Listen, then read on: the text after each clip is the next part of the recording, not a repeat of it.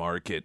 He because I was telling him as I was getting ready to leave, I said, I think it went, because we just didn't know moving from outside to inside the weather, what it would be like. And it seemed like everything went well, but he was just so worried. He's like, we just want to make sure that if there's anything at all that people wish that we were doing differently for this, or, please let us know.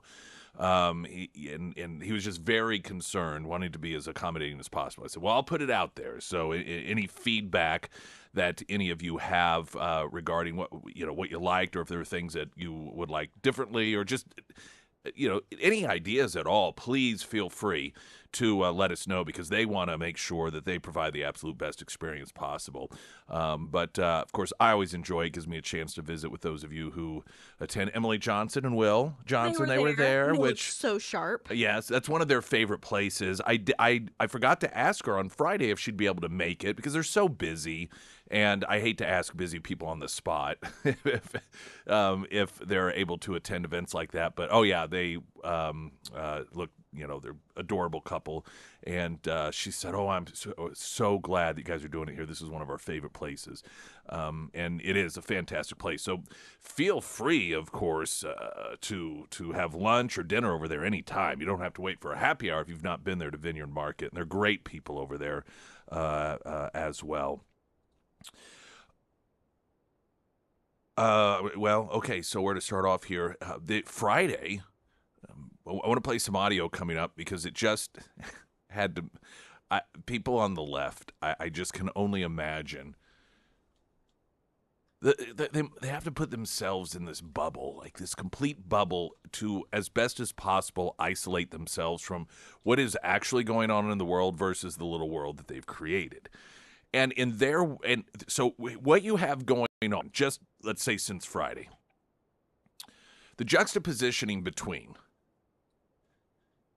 the left that believes the entire world is viewing Donald Trump as a war criminal right now because of the narco terrorist that we are taking out as they are attempting to run more drugs into the United States. A move, by the way, which is nothing new.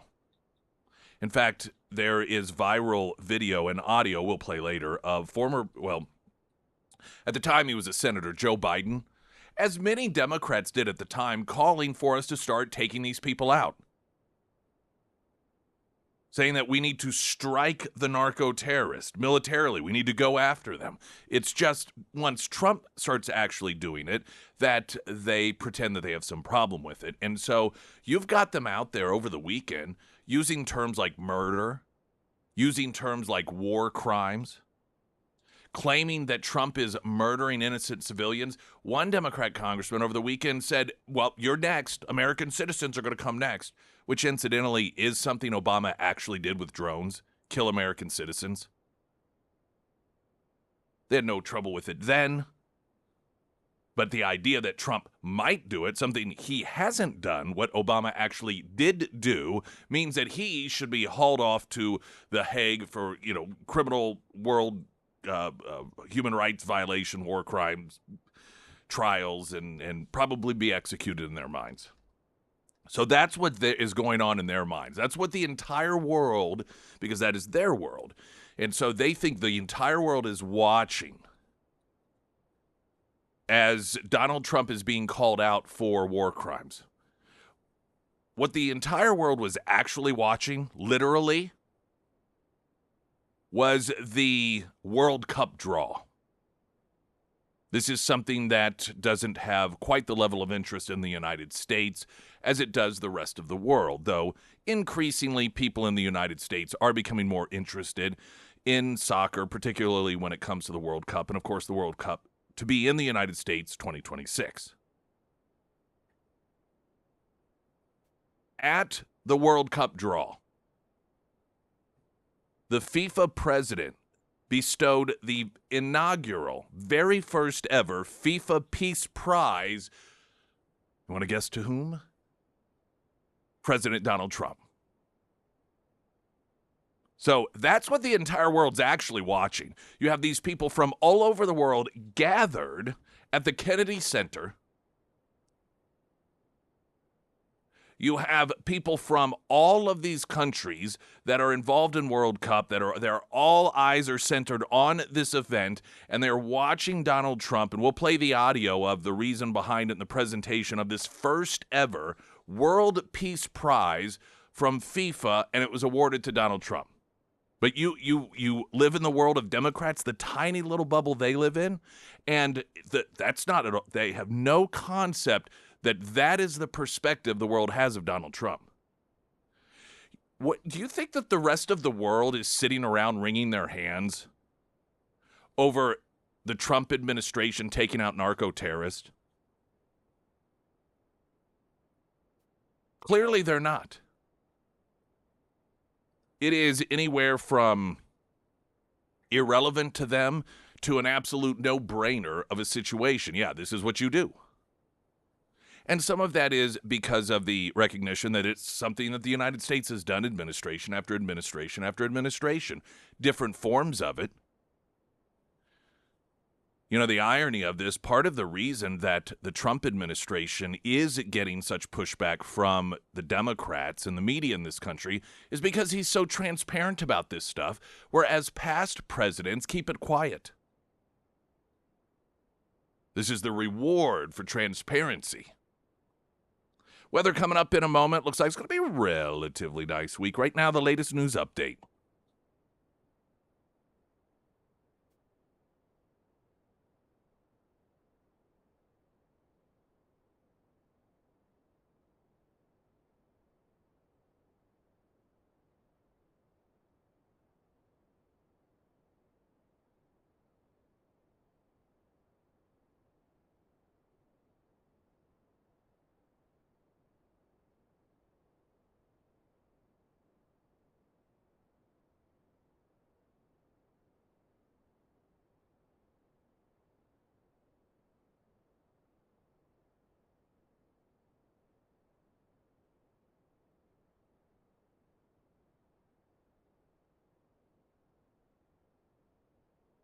And the first alert forecast from Ozarks First meteorologist Tom Schmidt, sponsored by St. Clair of the Ozarks Home Improvements. Today we'll see partly sunny skies with a high near 43. Tonight mostly clear with a low around 31. For your Tuesday, sunny with a high near 57. And taking a look at Wednesday, mostly sunny with a high near 50.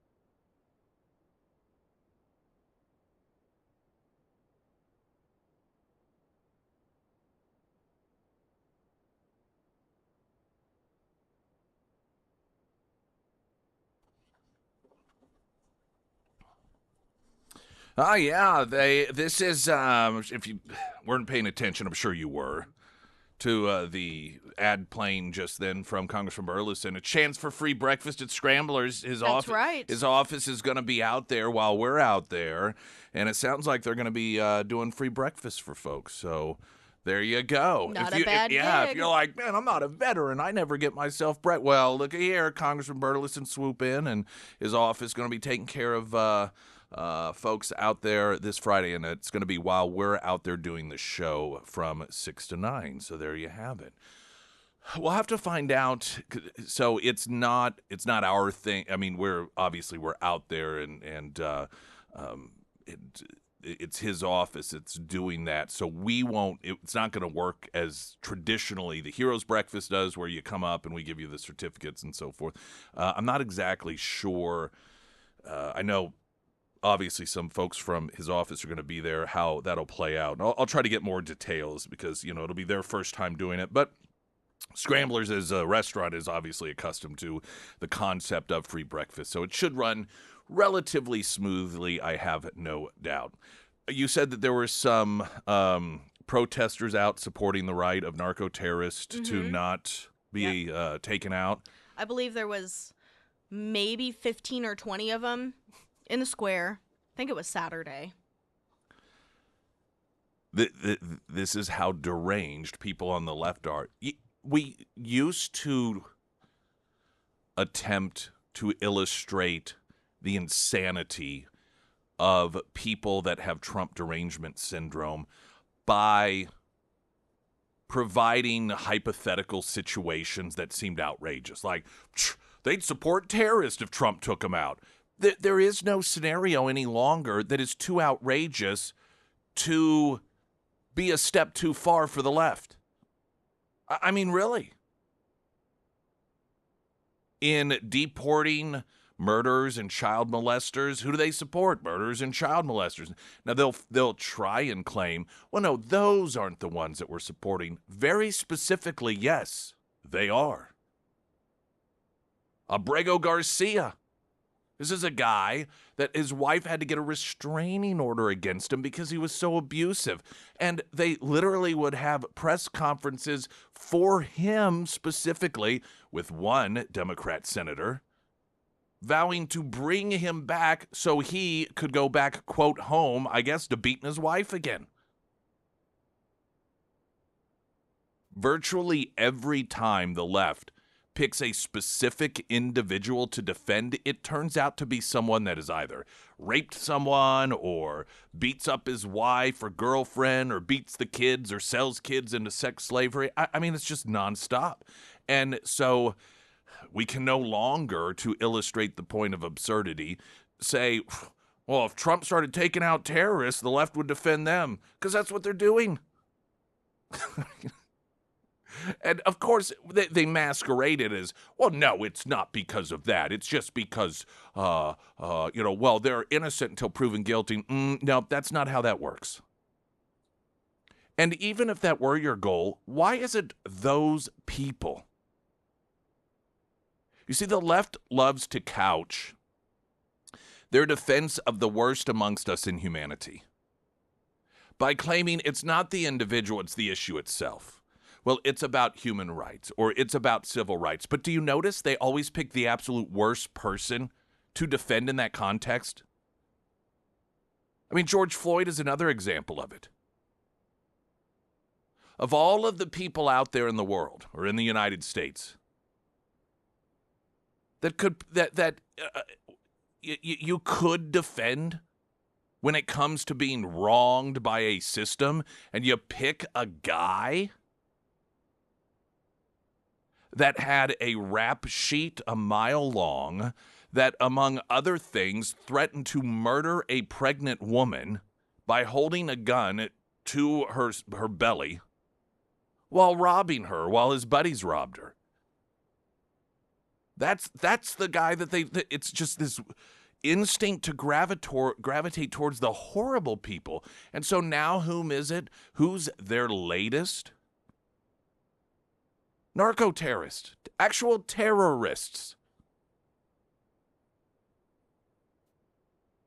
These people, if they had existed after September 11th, would have run around claiming that it was wrong to demonize every one of the hijackers because, well, now we don't know that every one of them actually was involved. We don't know. I mean, just because someone had a box cutter, you got to remember having box cutters on an airplane back then, there was nothing illegal about that. And so we don't know for sure exactly which ones went in. Who knows? They may have been innocent as well. They may not have known what was going on. And you think that's absurd, but is it really? Look at where the left is today. Look at where the Democrat Party is today. The Democrat Party, if it had existed on 9/11 of 2001, I'm going to say something that you think, well, they wouldn't go that far. They would find a way to defend bin Laden. And if you think that that is a step too far for Democrats to, the Democrat Party today, they wouldn't have gone that far back then if today's party existed then. Who is it that they don't defend? These are the same people that went after Trump when he took out Soleimani. Remember that? The top and most effective terrorist out of Iran during the first administration took him out. The left was tripping over themselves. You can't do that. Well, that's not how that's supposed to work. He's one of their top generals. He's not, quote, an actual terrorist because he wore a uniform. And then they began tripping over themselves to figure out ways they could pass legislation to make sure that he didn't have the power to take out another terrorist in that way. These people would have found a way to have defended bin Laden, or at least in some capacity defend, maybe not, quote, what he did, though some even back then came pretty close to, well, maybe he had a point.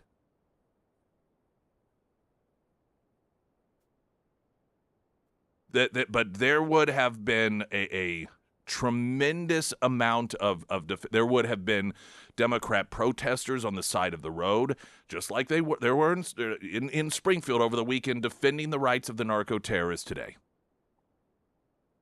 These people are suicidal in terms of our country. And if you notice once again, when was the last time, whether it is some sort of lunatic on the side of the road holding up a poorly made sign or an actual member of Congress, that they stood up to defend with such fierceness somebody that actually was just a good person? When was the last time that they stood up to defend someone that was being targeted by the IRS, that was a small business person that wasn't really accused of doing anything wrong, but maybe, they were in back taxes, and they're like, hey, we were trying to keep up, but we couldn't because of tax. Where's the defense of those people? And even people that I'm not saying shouldn't go to jail. Look at the guy here locally that owned some restaurants, and I think he eventually went to prison because of COVID, misuse of COVID funds. And where was your defense of that guy? Well, but what he did was wrong. Okay, fair enough. The narco-terrorists aren't doing something wrong? It's the end of all the people, because there are a lot of people in the world that you can, if you're looking to stand up and defend a person who has been, quote, wronged, there's plenty of them out there in the world. What is this instinct amongst Democrats to find the worst people to defend? So in their minds and in their world, see, they believe that the whole world sees Donald Trump as a horrific villain that is out there violating human rights, just like Hitler. This is why we hear Hitler a lot. When in fact, this is what the world was watching Friday afternoon. And please welcome the very first winner of the FIFA Peace Prize, the 45th and 47th President of the United States of America, Mr. Donald J. Trump. Please.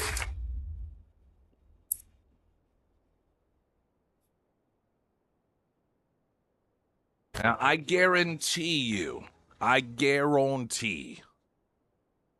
these people on the left have no idea any of it because they don't know what's actually going on in the world.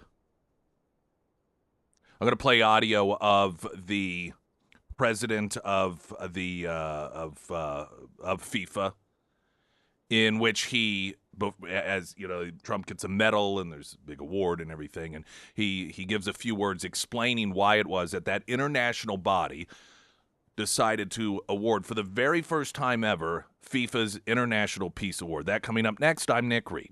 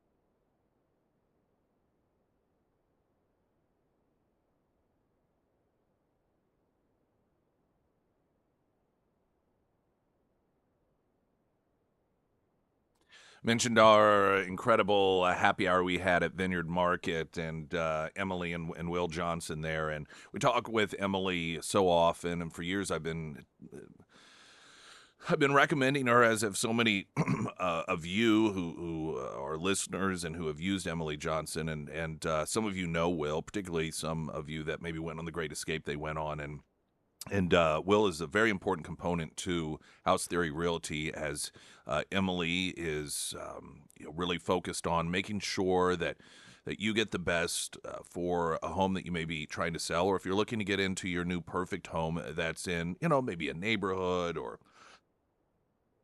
an area that's not out ranch-style country. And so what of those places? What if you do want to have a lot of acreage and maybe have some, shop area, and you need some barns, and maybe you just want to live that life, or perhaps you raise cattle, whatever it may be? That's Will's area of expertise. So you get the best of both worlds, wherever it is.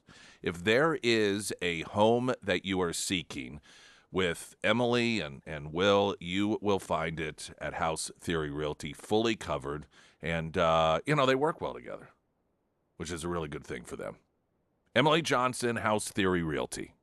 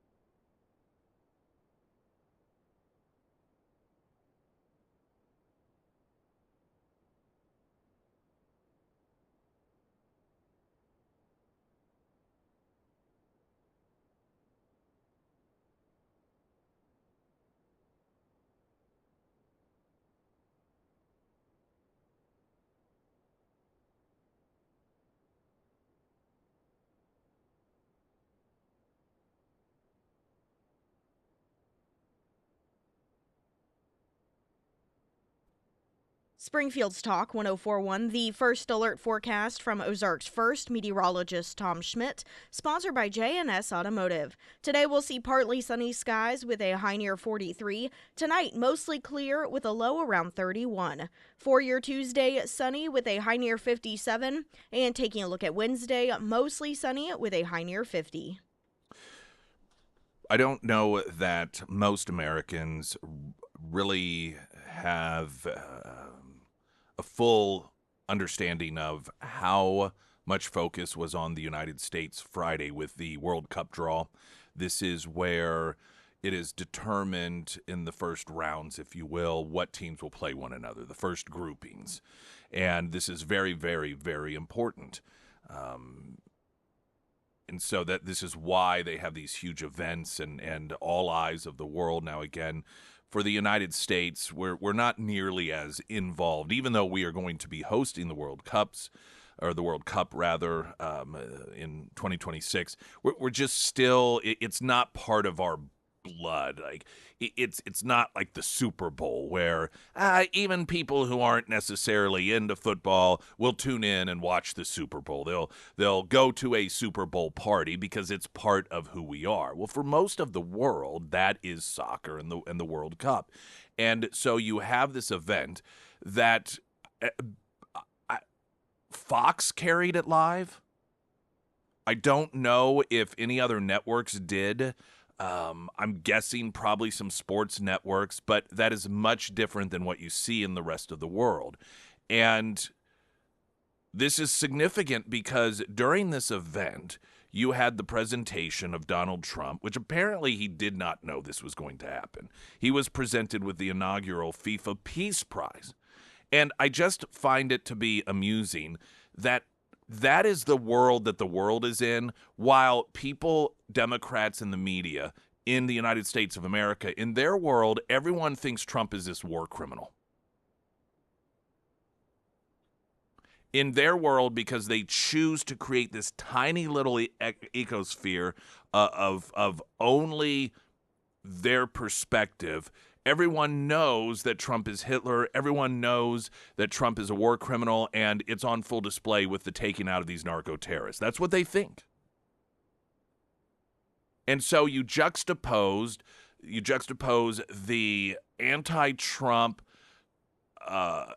protesters here in the United States, including Springfield. We'll play a story coming up here of some of these individuals versus what the rest of the world is seeing. And this, again, some of the audio from Friday's World Cup draw. And please welcome the very first winner of the FIFA Peace Prize, the 45th and 47th President of the United States of America, Mr. Donald J.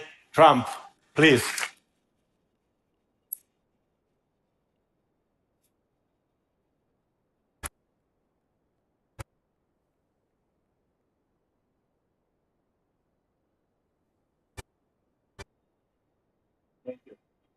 The FIFA Peace Prize is presented annually on behalf of the billions of football-loving people from around the world to a distinguished individual who exemplifies an unwavering commitment to advancing peace and unity throughout the world through their notable leadership and action. And therefore, FIFA, the Fédération Internationale de Football Association, awards the 2025 FIFA Peace Prize, Football Unites the World, to Donald J. Trump, President of the United States of America, in recognition of his exceptional and extraordinary actions to promote peace and unity around the world. Friday, December 5th, 2025. This is the certificate. It's yours.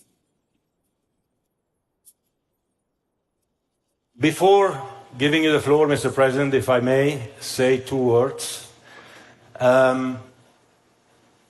Like everyone here in the room, we see images of war all over the world. And like everyone, we suffer for every child that dies. We cry with every mother that loses someone she loves. And we want to see hope. We want to see unity. We want to see a future. And I was lucky, Mr. President, to witness a few years ago the Abraham Accord signatures. A few months ago in Sharm el-Sheikh, the peace in the Middle East agreement regarding Gaza. I was in Malaysia and Kuala Lumpur for the peace between Cambodia and Thailand. Yesterday here in Washington, the Washington Peace Agreement between Rwanda and the DRC. Well, this is what we want from a leader that cares about the people. We want to live in a safe world, in a safe environment. We want to unite. That's what we do here today. That's what we'll do at the World Cup, Mr. President. And you definitely deserve the first FIFA Peace Prize for your action, for what you have obtained in your way, but you obtained it in an incredible way. And you can always count, Mr. President, on my support, on the support of the entire football community or soccer community to help you make peace and make the world prosper all over the world. Thank you very much, Mr. President. The floor is all yours. Thank you. All right, so again, that was Friday. That's what the world observed. The world watched, and many of you may have thought, I had no idea this was even going on, or you may have heard reference to it, but this is, again, it's World Cup draw, so it's not nearly as significant here, though it is to many people. I mean, this is for the world. This is a massive event, and to see this is what is going on in the world. Meanwhile, here is a story. This is an Ozarks First story. Is that correct? I haven't heard this story yet of anti-Trump protesters, because in their world, it's the exact opposite of what's actually going on. Donald Trump is not someone being bestowed these international peace prizes and these recognitions for getting peace deal after peace deal after peace deal signed. He is, in fact, a war criminal. Here because to really condemn the U.S. government for this new war drive against Venezuela, and all of the fishermen that have been killed, just like the USS Maine, just like the Gulf of Tonkin, just like the WMDs of Iraq, that this is exactly like that. And it's to take over Venezuela's oil and to secure it economically for the U.S. Venezuela has the largest oil reserves in the world. They have the third largest methane reserves in the world. And this is really just another imperial plunder of Latin America that we've seen in so much history of the United States. We've intervened 56 times in Latin America. And as far as Springfield goes and this turnout, what did it take for this to come together? Do you feel like this is something that the more progressive demographic of this area is concerned with? This is just imperialism. And in fact, there have been massive polling showing that 70% of Americans do not want this war. This is a great turnout. I don't think we should ever be... we shouldn't be too worried about numbers either, because this is a popular sentiment. And this is a great turnout for Springfield, frankly.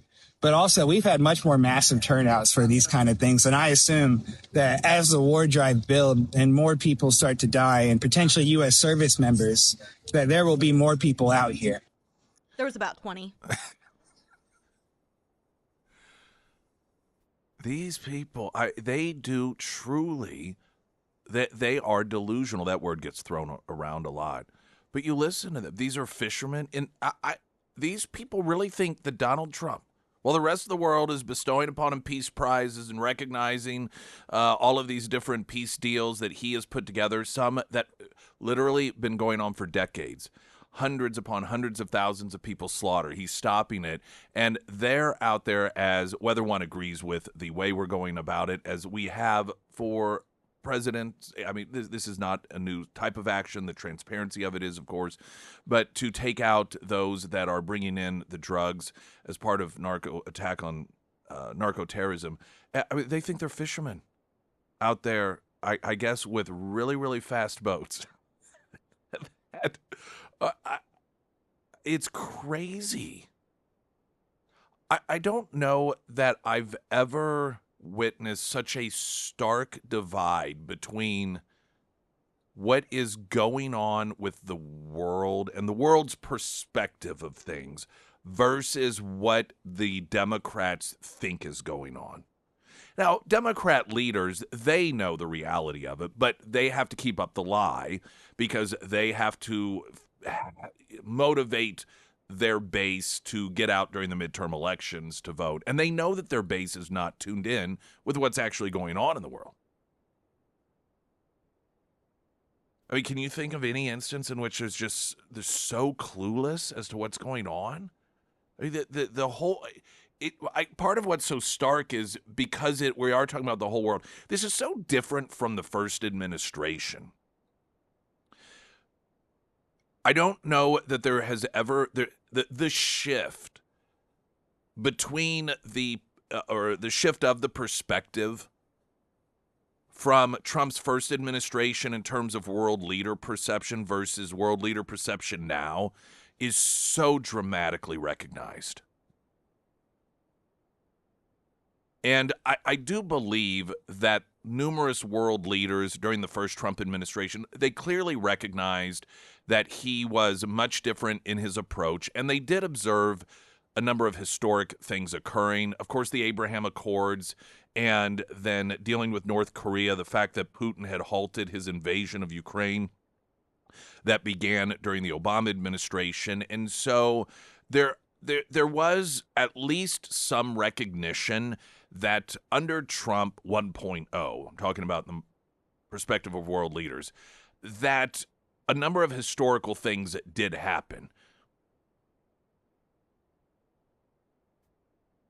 I believe that what probably occurred, though, was this almost rationalizing that, well, maybe he got lucky, or, well, okay, yeah, some of this stuff occurred, but, you know, it just to almost write it off as not really fully because of Donald Trump.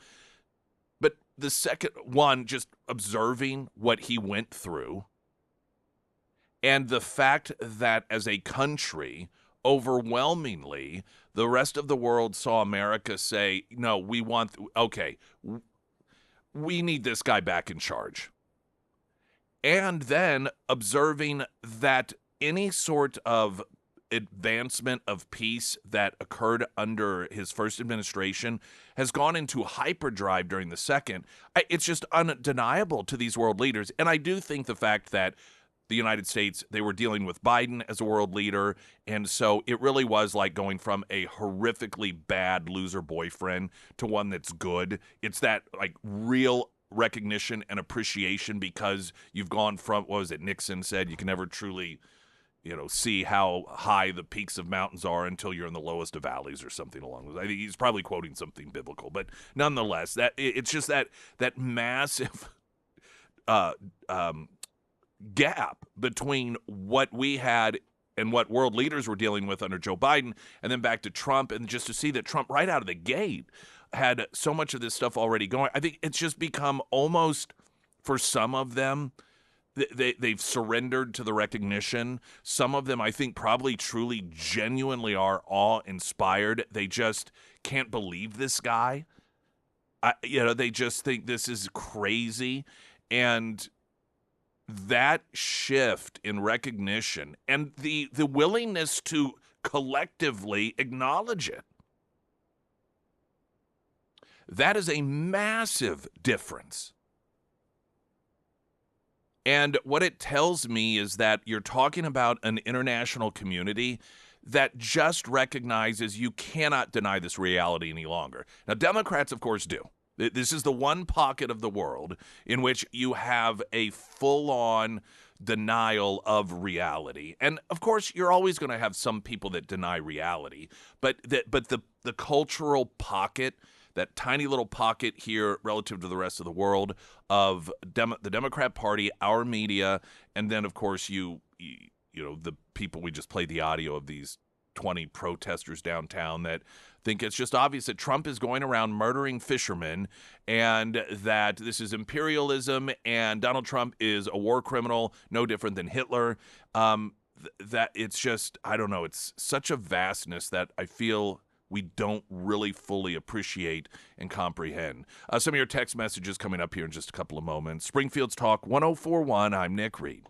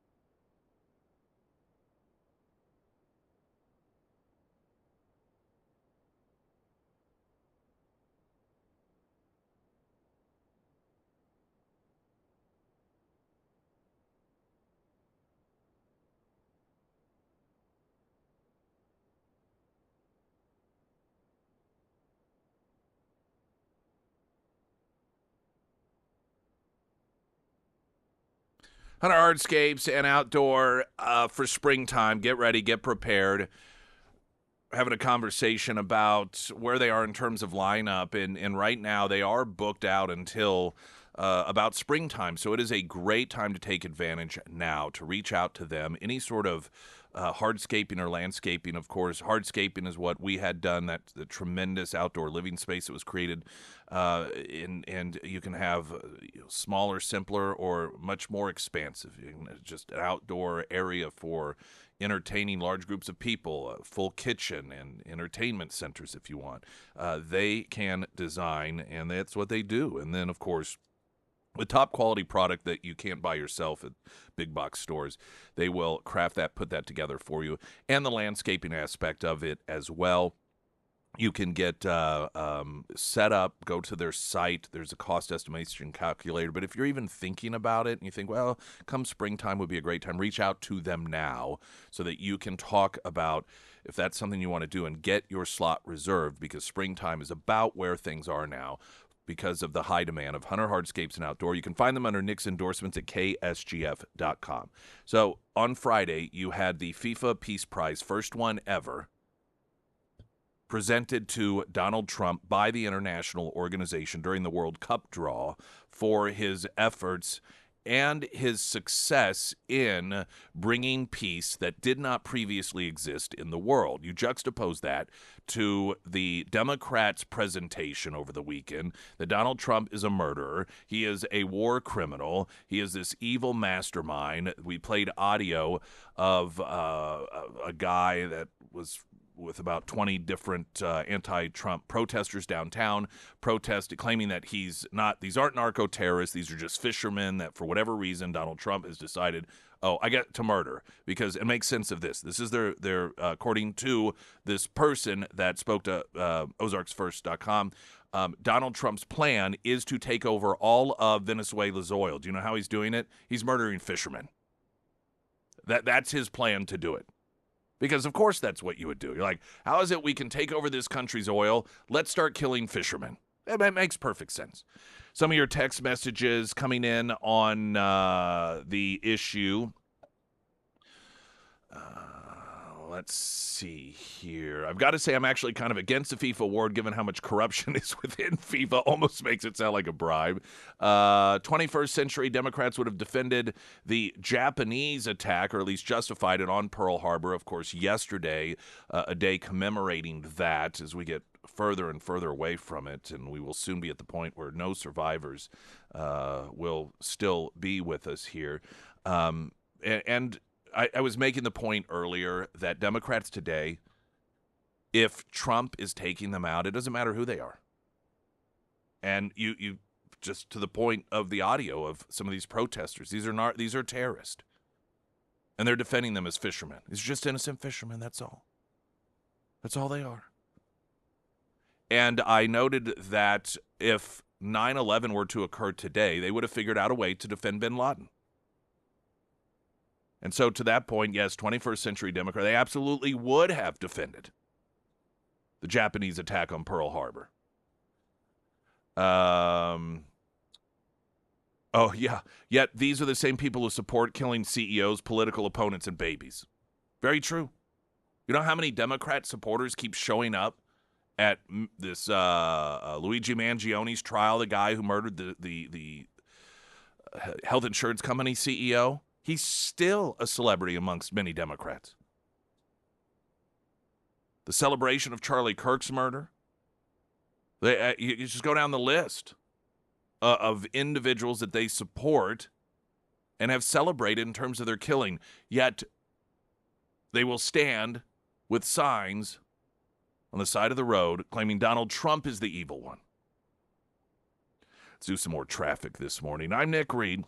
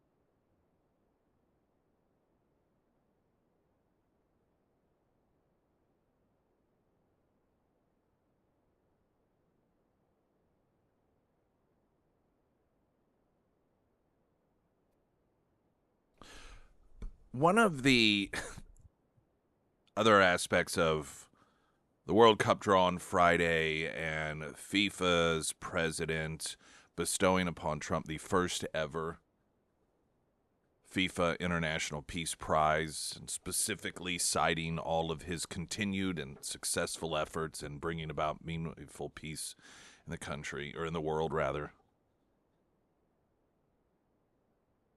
is that this is a sport that I think most people, at least domestically in particular, if you were to put on the political spectrum, falls on the left. Wouldn't you say? And do you think it's, if you were Yeah, to randomly I say think so. what sport do you think has a more liberal fan base? And I think that it's fair to say that, and I'm not in any way, shape, or form saying that that doesn't mean there aren't conservatives and libertarians on all across the spectrum, but you just get this sense that so many other sports like football and hockey, that they're just traditionally, because they're more masculine, that they have a more conservative, they're not filled with, quote, toxic masculinity like a lot of people see within soccer, which I disagree with that perspective, by the way. But I think it's fair to say that that's how, because I mean, I've heard people that refer to field fairies, and that, that's what they call soccer players, sort of downplaying it as a sport for real men. And I just think that it is hysterical that the one sport culturally that might be considered, that people on the left would think, well, at least we have this one, and that it's that organization that is lavishing praise and giving this award to Donald Trump. I mean, I think it's just hysterical. It certainly isn't. Like, if it's the MMA, you get it, right? Nobody on the left would be upset if, MMA, oh, yeah, they gave Trump some sort of international award. Well, of course they did. But for FIFA to do it, there's just a little extra deliciousness in that.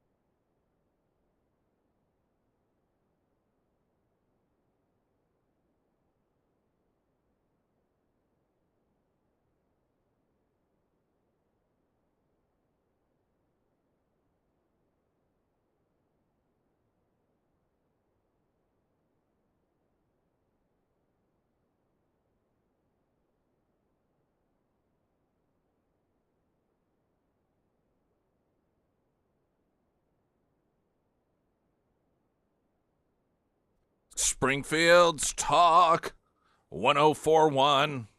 Hey, welcome. Hope everyone's doing awesome.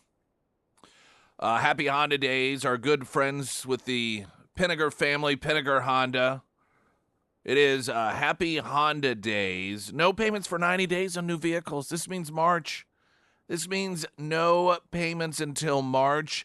And that is in addition to the incredible deals they have going on. The 25 Honda Pilot, $1,500 sales, credit rates as low as 3.49%. The Ridgeline, this is my favorite. 25 Ridgeline, $3,000 sales credit, rates as low as 0.99%. No payments until March. They got incredible leasing deals as well. If you are a hybrid guy or gal, the 25 Honda Hybrid with financing as low as 3.99% is part of this deal as well. 51 miles per gallon is what you get with that. And then, like I said, some leasing deals as well if you're a leasing type of person. That's the route you like to go. And then they have all sorts of incredible deals on pre-owned vehicles as well. Pinniger Honda, just south of Walnut Lawn on South Campbell. And you can find them under Nick's endorsements at ksgf.com. There is a little weird potential outcome. I'm not holding my breath on this, but it would be somewhat humorous because of the way elections are held in California. And for some time now, California has held, quote, primaries in a way that's different than a lot of other states. So Missouri, for example, we are accustomed to. Each political party picks the candidate that will be allowed to run under their political banner in the general election. And the way that they do that is by having primary elections. And so different people will say, I want to run as a Republican. There's the primary election, and the Republican Party allows voters to decide, as does all the political parties. And so the voters will go, and then they will say, okay, this is the one. And then that is the person that the party allows to run in the general election under their party headline. Now, in Missouri, we do not require you actually get a majority of the vote. Some states do. What this means is in Missouri, if you have 8 people running and the top vote getter is 18%, because after that it's 17% and 12% and 5%, then the person who actually wins in the primary is whomever just gets the most votes. Don't have to have a majority. So we in Missouri have a process in which oftentimes the person who wins had a majority of voters vote against him. I don't like that system. The system I would prefer is what a number of other states do, and that is if no one gets 50 plus 1% of the vote, then the top 2 vote getters will have a primary runoff so that you end up with the person that gets to run in the general election having at one point at least won a majority of votes in a primary. California has this sort of weird hybrid. Some refer to it as a jungle primary, and it is where there is only one ticket, and it's a non-ticket. It's just like, okay, one ballot, no Republican, no Democrat. Everyone who wants to run, regardless of your political affiliation, you can run. Of course, you've got certain requirements. You have to get signatures, so forth. And then if none of those people... Well, I guess given a primary, what happens is the top 2 vote getters will face off against one another, regardless of political party. In California, of course, this oftentimes results in Republican voters having no Republican option in the general election, which is, let's not pretend, I mean, this is clearly by design. And it is one of the ways that for Gavin Newsom to run around trying to claim Republicans are attempting to rig elections through gerrymandering, in addition to the fact that gerrymandering has been the MO of the Democrats for generations now, Out in California, in addition to that, they further rigged the system to where more times than not, nobody has a choice other than Democrat votes in the election, or candidates, rather. You get 2 Democrats because the top 2 vote getters were Democrats because it's California. There is an Emerson College poll that was released on Thursday regarding all of the individuals that are contenders currently for this, quote, primary in California. And what you've got here is in first place, and I'm going to throw, some of these names you'll recognize, some that you do not. You've got Hilton. Let's see. Oh, okay. So you got Bianco. There is a Riverside County Sheriff by the name of Chad Bianco, who is currently in the lead. And then you have Steve Hilton, who is in there. You've got Swalwell.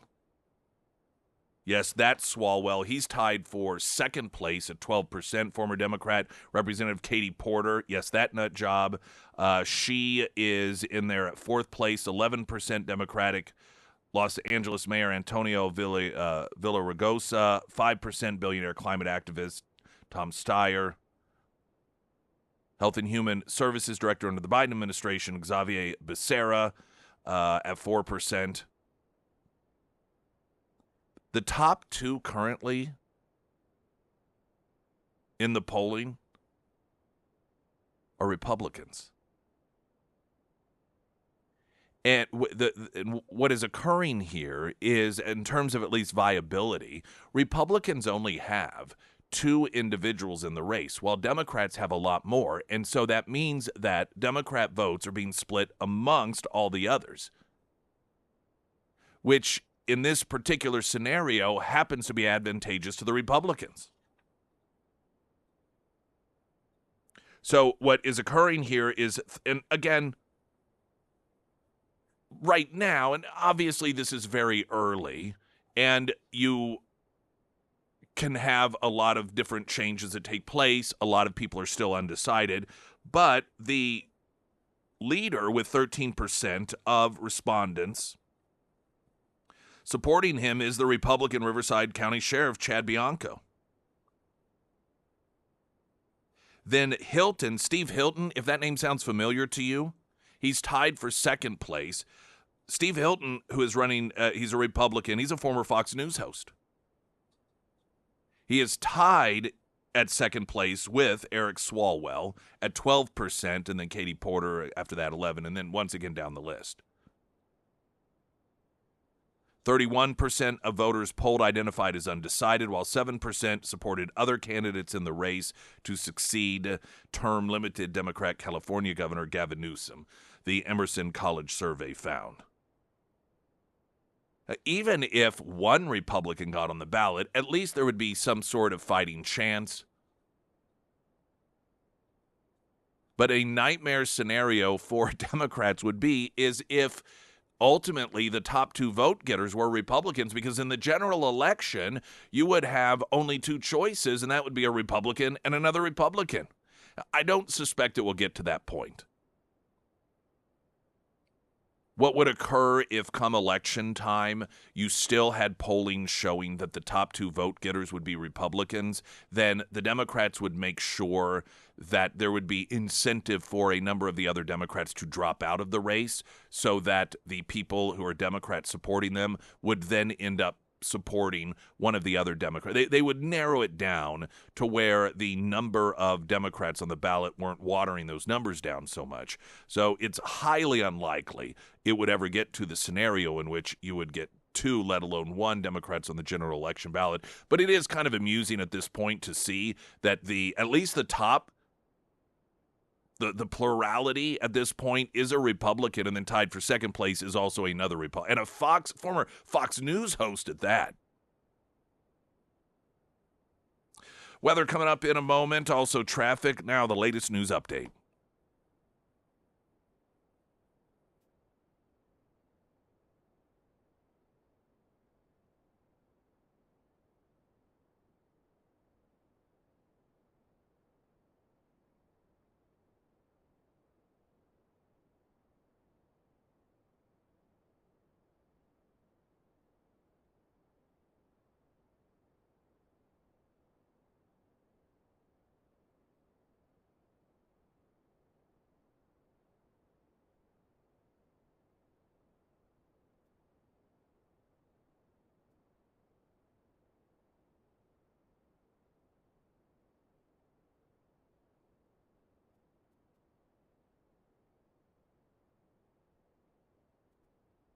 And the first alert forecast from Ozarks First meteorologist Tom Schmidt, sponsored by St. Clair of the Ozarks Home Improvements. Today we'll see partly sunny skies with a high near 43. Tonight, mostly clear with a low around 31. For your Tuesday, sunny with a high near 57.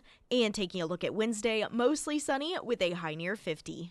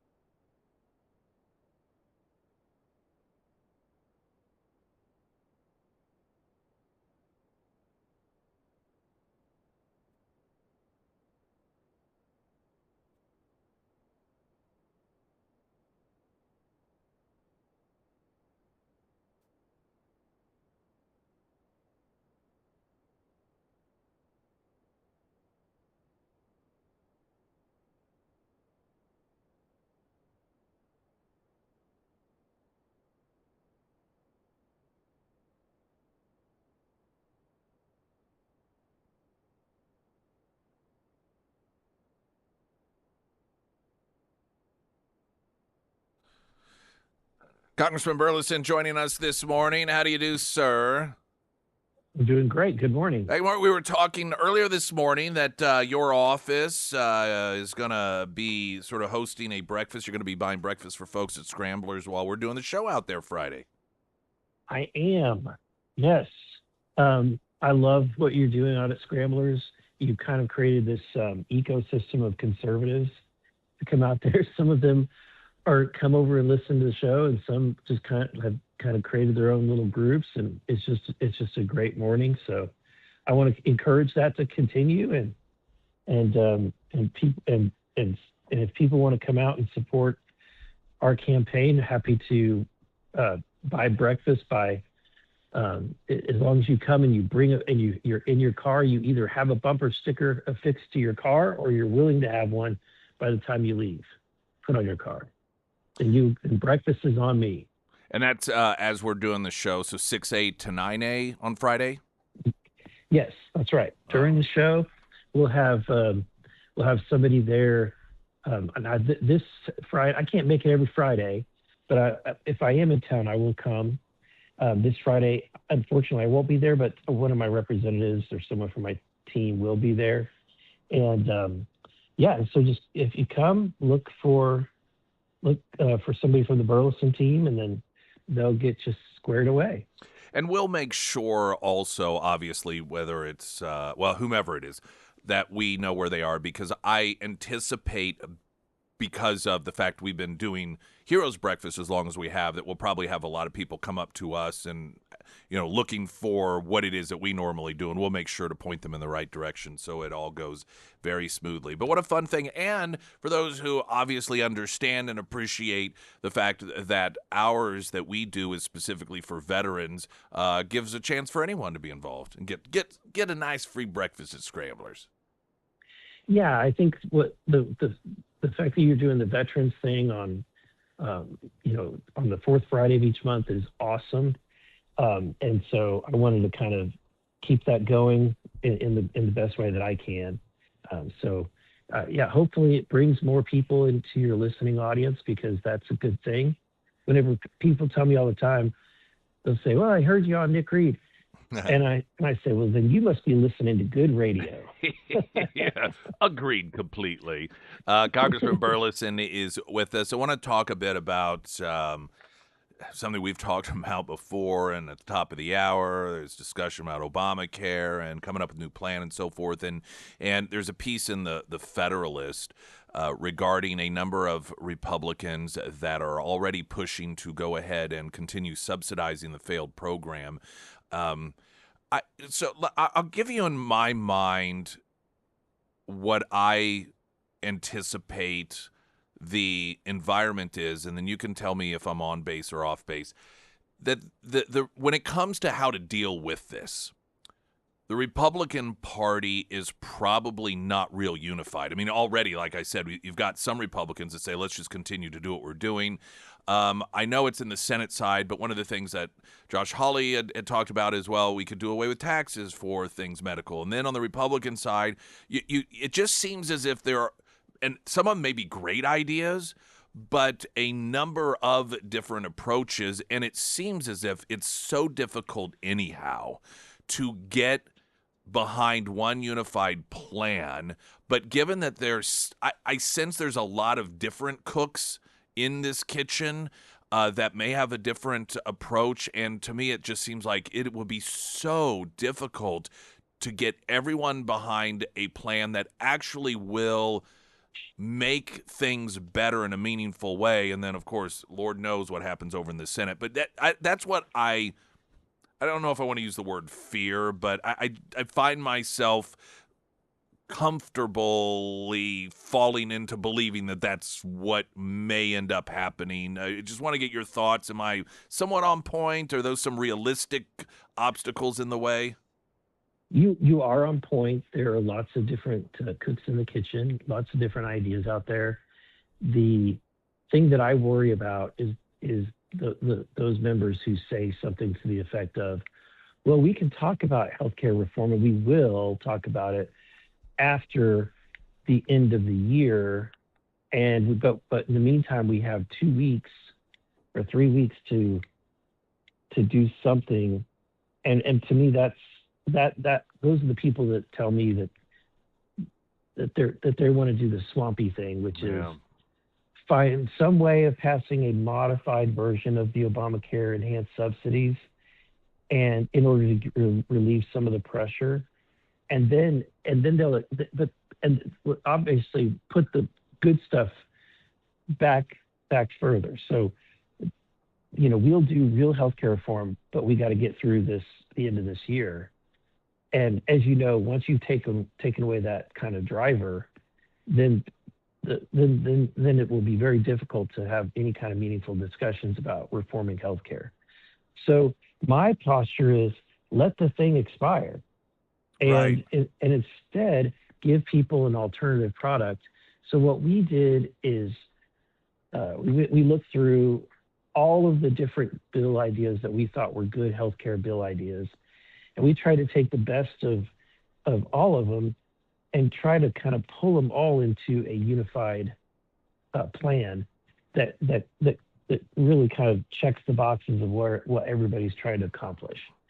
And so I have my own plan. It's called the MAHA plan, or the MAHA accounts. And the idea is very similar to, for example, Chip Roy's Freedom accounts. I think Mike Lee has something similar. Rand Paul has something similar. It sounds like Senator Cassidy is doing something similar. And then Gary Palmer is on the same page. There's lots of people that are really have a lot of intense, that are pouring a lot into this, that are all kind of coming to the same conclusion, which is that we need to create an environment where instead of people, your insurance being picked by your employer, you pick your insurance. So the money goes to an account, and from that account, you will be expected to purchase any insurance product that you want to purchase. And that way you can shop for an insurance deal that's best for you. So if you, for example, today, Nick, you're probably, I don't know which hospital network system that you're part of, but you're probably not part of both. I can guarantee that. Yeah. You're usually either in Mercy or you're in Cox Health. And that choice wasn't made by you, it was made by your employer, right? Right. And which doctors are in your network, that choice is not up to you, it's the choice of your employer. the choice of what prescription drug benefits you have. That's not your choice. So it goes on. And as a result, the doctor doesn't care what your opinion is or your satisfaction.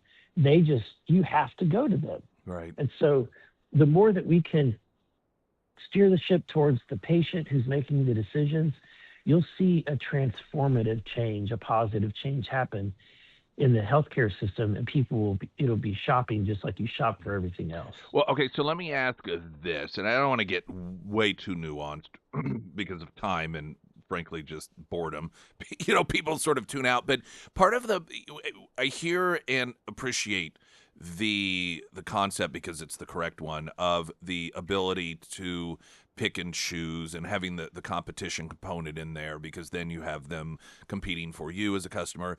But there also is currently, I believe, part of the problem is the limitations that are put upon insurance companies to even compete, because there are so many mandates. I use as an example, years ago, I was talking to someone about buying fertilizer. They were in the fertilizing industry, and I said, is there one that's better than the other? And he told me at the time, he goes, government regulates that so much. If you buy one that does this list of things, any brand that says that list of things, they're all going to be about the same, because there isn't a lot of ability to alter the product because of government regulation. And so I wonder then, do the plans involve loosening all of that up? Because otherwise, in my mind, okay, I get to choose, but really, what am I choosing? If government is so restrictive that it's just half a dozen of one, six of the other.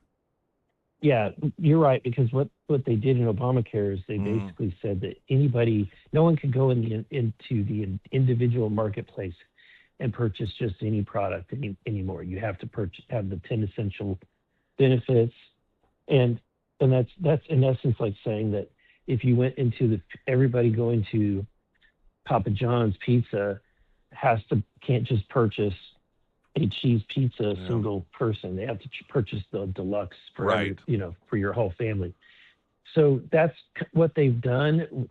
Any kind of solution would have to dismantle some of those mandates. If not all of them. I mean, you and I would probably get rid of all the mandates and let the buyer beware. Let them go and take whatever they want. But at the end of the day, everybody's plan also has a modified version of what the individual market would be. In addition, a lot of people's plans include the ability for people to group together with things that are maybe not your employer group. So, for example, maybe you're a beekeeper, or you are, you're a bass fisherman. Well, if there's a group, an association, then you can group that association of people and purchase insurance as a collective for any kind of association that wants to form and do that. And so that really would put a lot of options on the table for people, because at the end of the day, insurance is about risk and about spreading that risk. So if it always has to do, you're always going to have to be put into some pool. And so, but if you can decide which pool of lives that you're going to join, whether it's people at your church or whatever, then at least you're able to shop and determine, okay, well, this association, their plans are much better than the ones from my employer, or from my beekeeper association, for example. We're talking. So that's a big part of it. Sorry. No. Go ahead. No, it was just quote resetting here and letting people know we're talking with Congressman Burleson.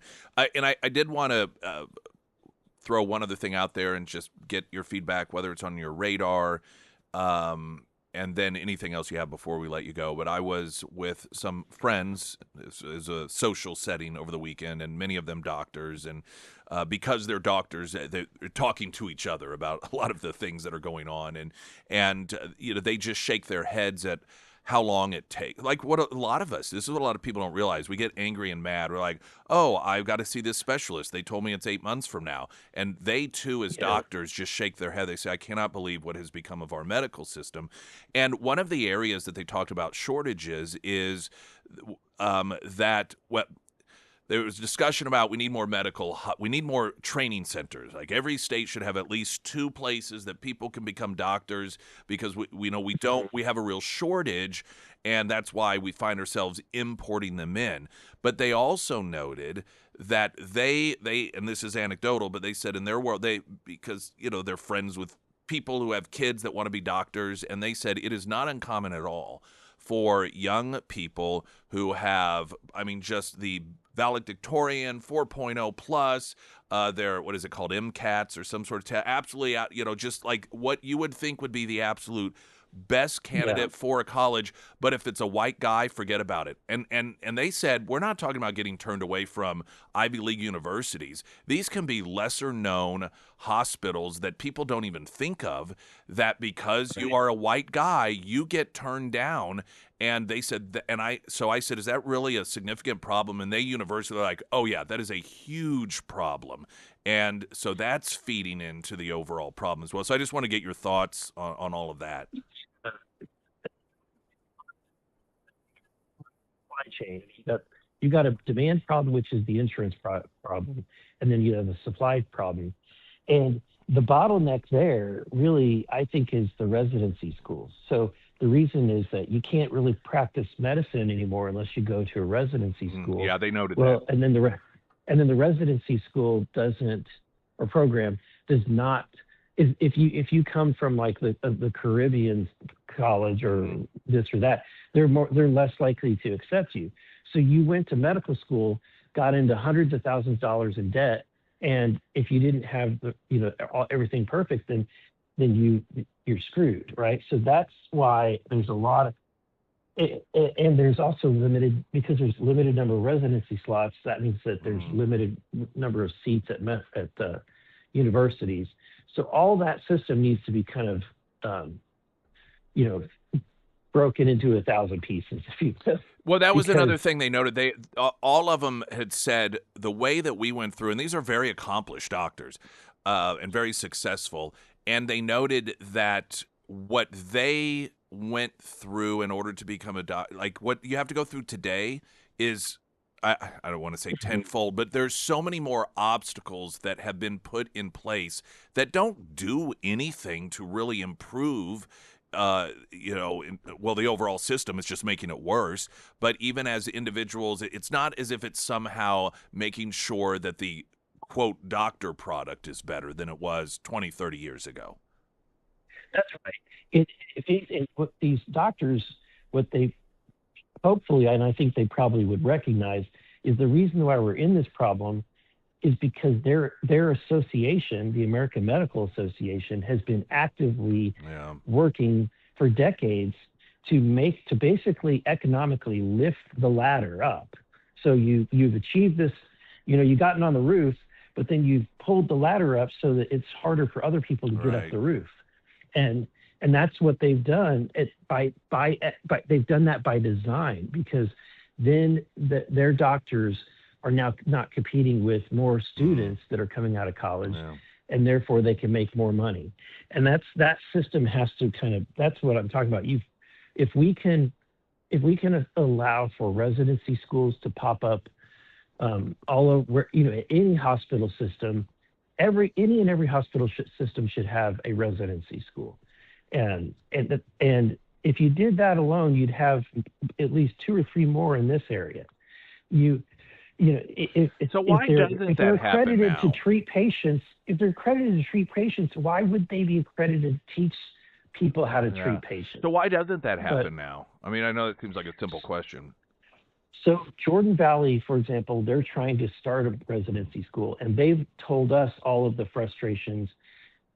So there's an accredited. So in order to get paid or reimbursed from Medicare, Medicaid, and of course everybody, a lot of people are on Medicare and Medicaid. You have to be accredited as a residency school by a national accrediting agency, and the only one is a certain association. So you have to meet their requirements, and their requirements are you have to have a doctor on site during the formation of your residency school for a period of 2 to 3 years, meaning you're paying a person basically hundreds of thousands of dollars to do nothing. to not be productive. And then you've got, once you do get up and going, you have to have one doctor for every 4 students. So that is a huge cost driver. In addition, the students can't bill for every hour that they serve a patient. So they're limited in how much they can recoup, and therefore it makes residency schools insolvable. There's Right. no way to get enough money, and therefore you've got to get government funding. Yeah. So there's all kinds of things that me and my team have looked through that we put, and this is part of our package that we're proposing to the conference and to leadership, are tweaking some of these laws that put so much power into the hands of these gatekeepers. So hopefully we can open up more residency slots and open up more medical school slots. Well, I'll just finally share a text came in during the discussion from a listener saying, I tried for 3 years to get into radiology tech, 3.9 GPA on medical classes, but everywhere he was he was the wrong gender. He said, and wrong race, that he was turned away constantly. So he finally just gave up after all that schooling because he was a white guy and told, sorry, need not apply. And like I said, I was surprised at the level of which that apparently is a problem after talking to numerous doctors. Congressman Burleson, we kept you long. I really appreciate your time. And then, of course, want to remind people again that this Friday at Scramblers from 6A to 9A, while we're broadcasting live, you're going to have some of your team out there, and folks come out and a bumper sticker on their car, going to get breakfast. You're going to buy them breakfast. And if they don't have one, don't worry. There will be some on hand for them. Thank you for being with us. I appreciate it. Thank you. And we're giving everybody a T-shirt. Yeah, too. T-shirts also. Boom. Expand your wardrobe. Congressman Burleson, thank you. I appreciate your time this morning. Merry Christmas to you as well. Springfield's Talk 1041. I'm Nick Reed.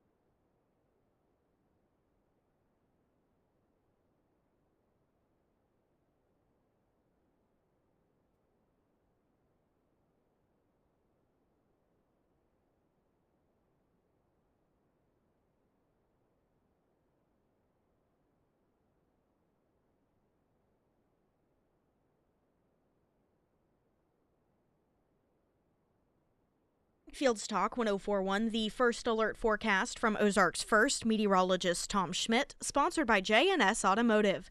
Today we'll see partly sunny skies with a high near 43. Tonight mostly clear with a low around 31. For your Tuesday, sunny skies with a high near 57.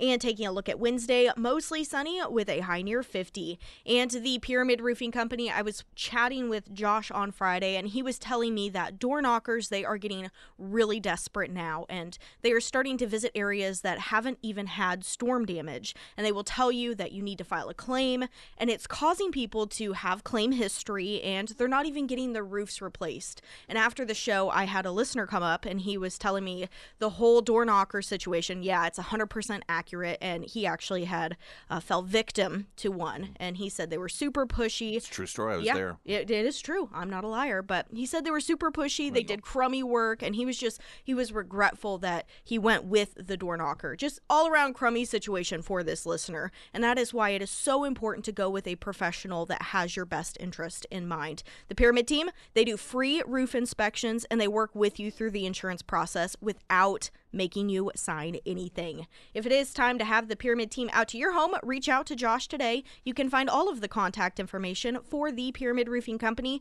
under the Sarah's Endorsements tab at ksgf.com. Biden popped up and gave a speech on Friday. Ooh. Yeah. While Trump was being bestowed the inaugural World Peace Prize from FIFA during the World Cup draw, Joe Biden emerged from hiding to deliver remarks at a forum hosted by the LGBTQ plus Victory Institute. Doesn't it seem like he was receiving the Chris Abel Impact Award for building the most LGBTQ plus inclusive administration in U.S. history? Really? If you were to ask the average LGBTQ activist what they would consider to be, like, if they were to gauge the level of equality for LGBTQ people, the day that Biden got elected versus the day he left office, do you think that they would have said things are better after, like, they would go, you know what, we feel like everything's better? No. Of course, they wouldn't. This is the thing about these left-wing activists. Every day is worse than the day before.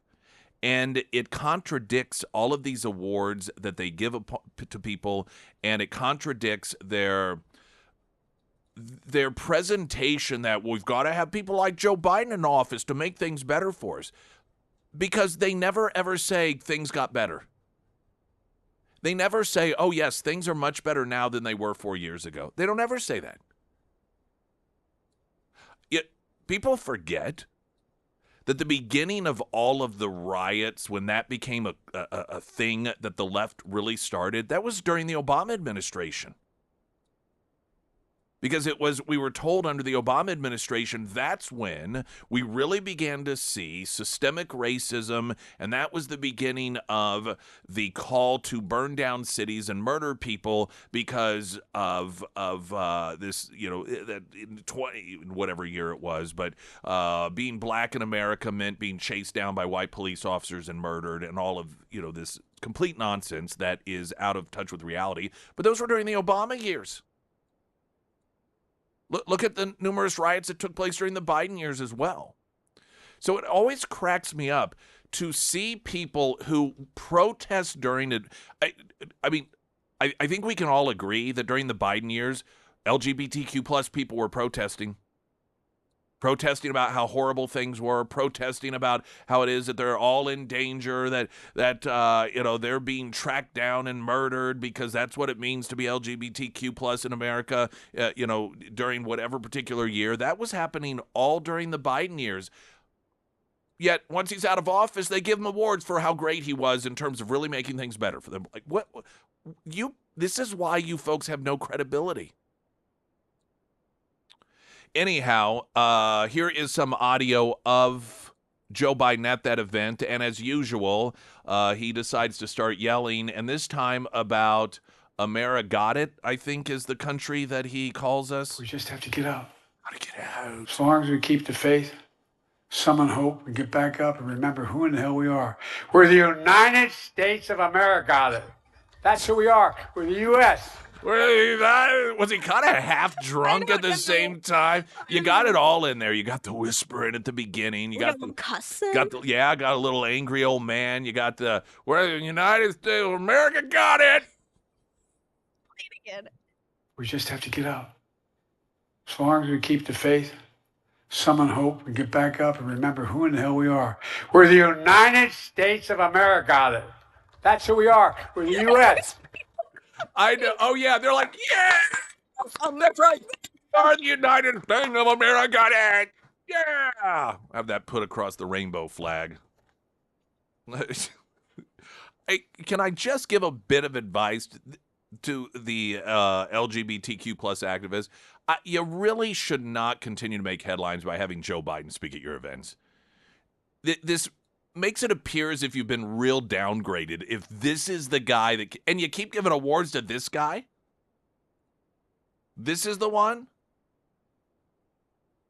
This isn't the first time. It seems as if the last few times, well, it's either one of two categories. When Joe Biden shows up and he's giving a speech somewhere, since he's no longer been president, we played audio a few times, and it's always either an LGBTQ plus thing or a black thing. This should be, whomever it is that you are in the news for having come speak to you should be some reflection of your status. And if you are any of these organizations, you probably ought to stop inviting Joe Biden to be the guy that gets you in the news.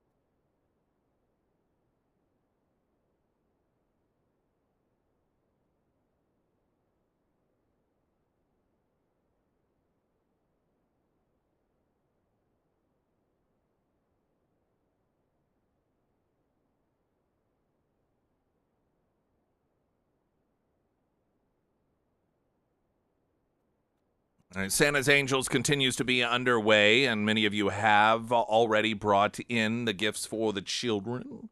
That is greatly appreciated. Wheeler Metals is our Santa's Angels sponsor. Now, they are not a tree location. They are sponsoring the whole kit and caboodle. Our tree partners, in which the children names reside for you to adopt, are Crown Power and Equipment. These are all listed, by the way, at KSGF.com. Mexican Villa on South Campbell, Greene County Freight and Food Sales, and Pinnaker Chevy in Republic right there on 60. It's the Eastern building. They've got two buildings there, and it is the one that is, if you're not bad with directions, it's the one closest to Springfield. It's a big lot there in those two buildings. At least that's where they ended up moving it last year, but I think it was still within the building. They just found an area that had better traffic, and that just was a better location for it. Now, I'm going to do another check today, because we have had, of course, Mexican Villa at one point did get all of the kids adopted out. I'm sure that it is that way now once again.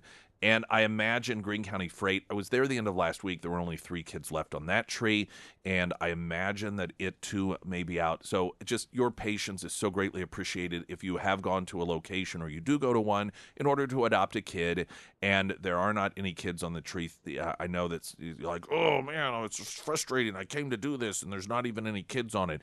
I appreciate your patience in that, and if you can, try one of the other locations. Now, we do have the location addresses and their hours at KSGF.com under Santa's Angels, so that you can at least get there whenever their hours are open, so that you don't have to deal with that, because that's frustrating. You show up and they're closed.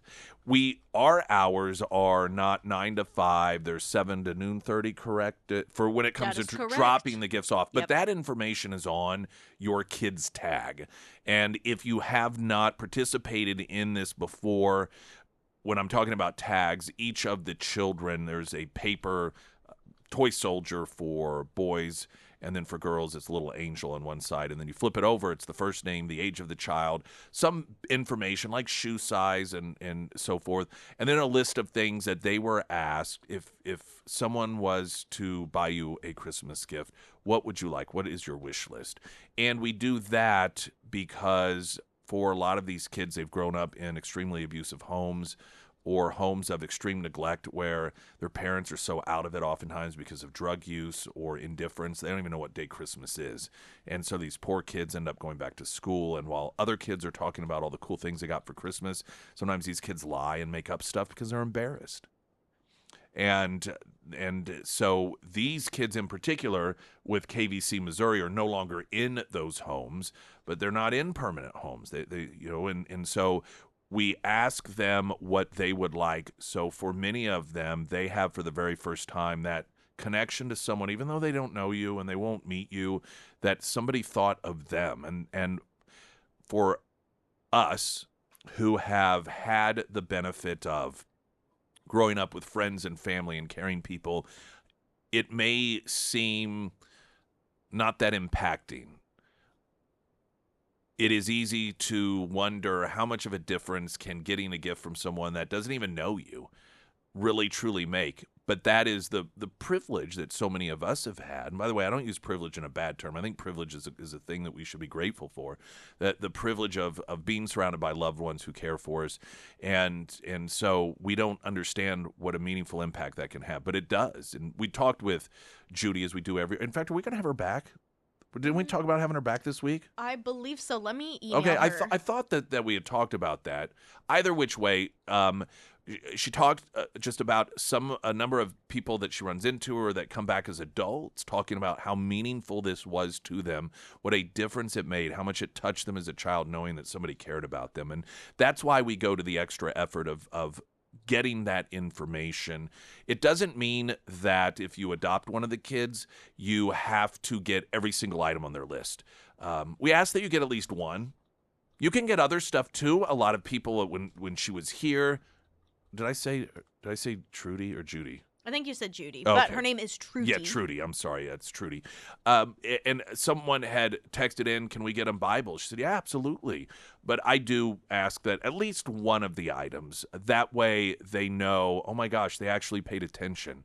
Because for some of these kids, they've never, ever had that before. Somebody paying attention to them in a positive way. Santa's Angels, all the info at KSGF.com. Again, our lead sponsor over the whole thing, Wheeler Metals, and then the tree adoption location sponsors, Crown Power and Equipment, Mexican Villa on South Campbell, Greene County Freight and Food Sales, and Pinnaker Chevy in Republic.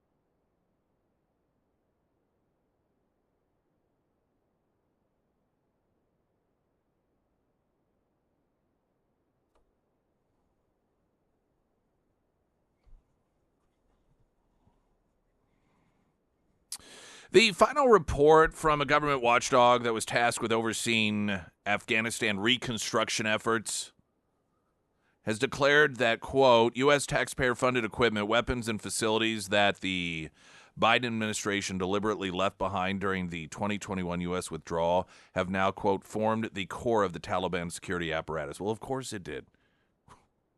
I mean, measurably, there has never been such an advancement of power given to a terrorist organization as has been given to the Taliban under the Biden administration. Not only an entire country, but an entire national security apparatus.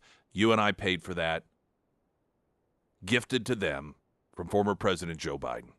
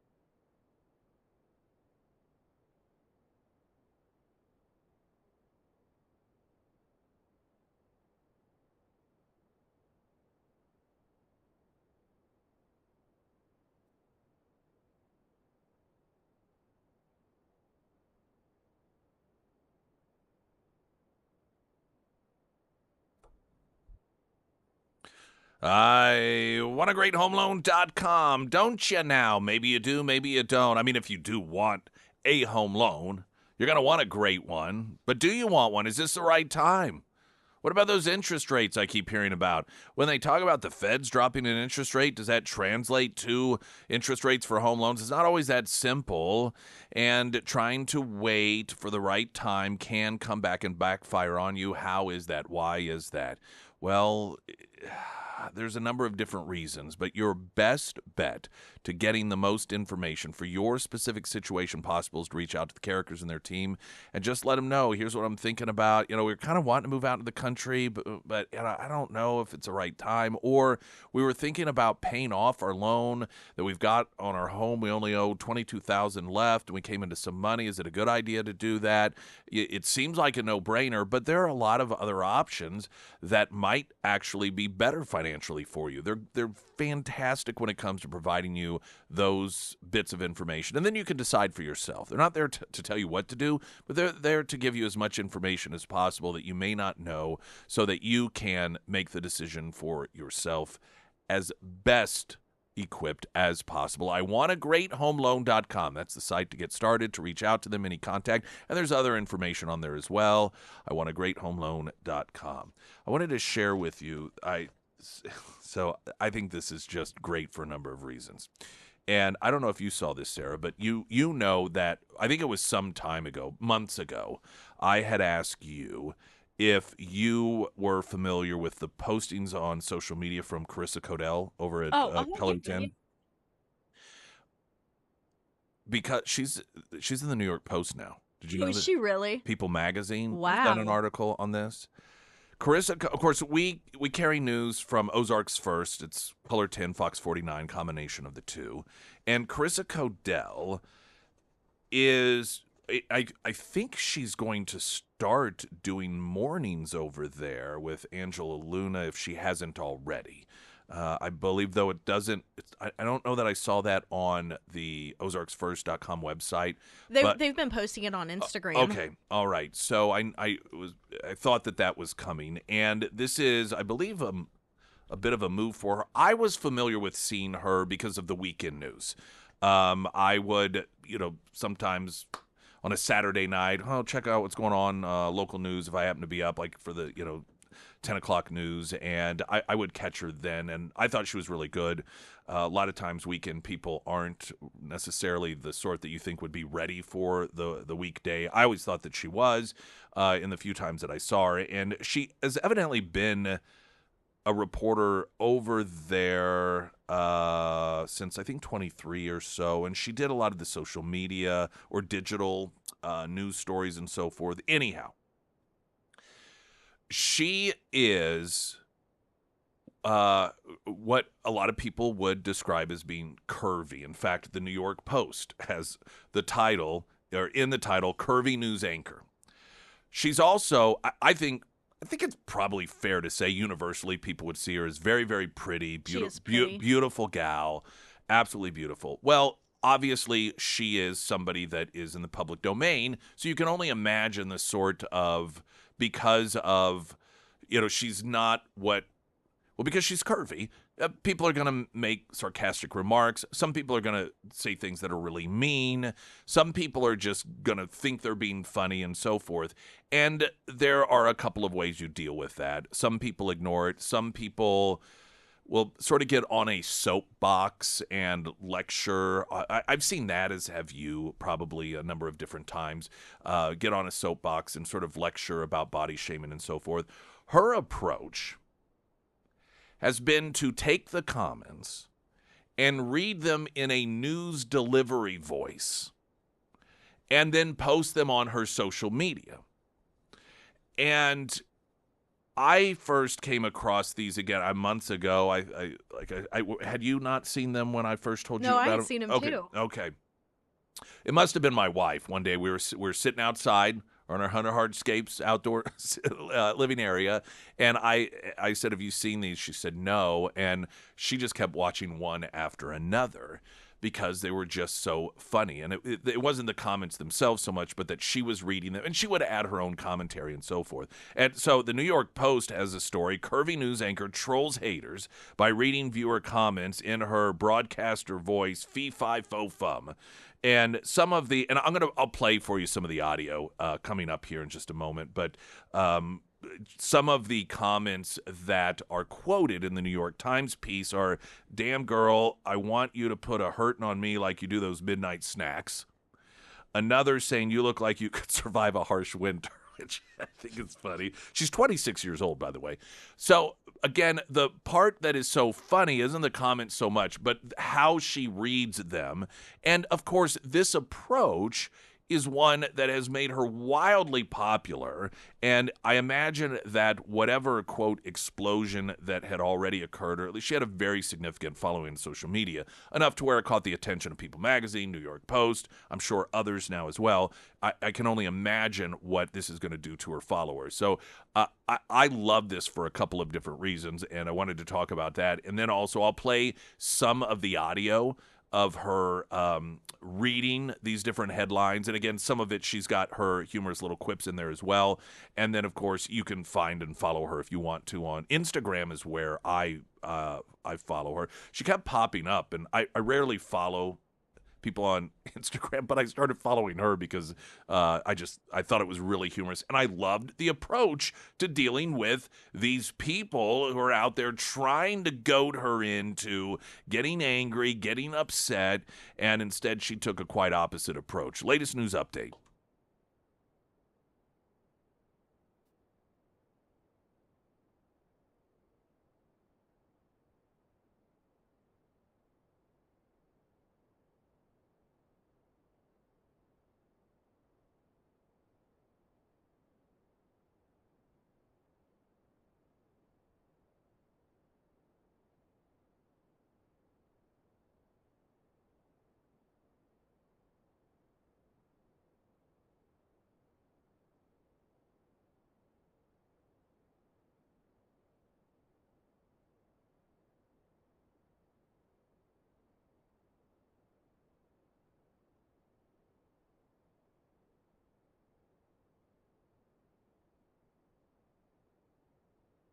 And the first alert forecast from Ozarks First meteorologist Tom Schmidt, sponsored by St. Clair of the Ozarks Home Improvements. Today we'll see partly sunny skies with a high near 43. Tonight mostly clear with a low around 31. For your Tuesday, sunny with a high near 57. And taking a look at Wednesday, mostly sunny with a high near 50.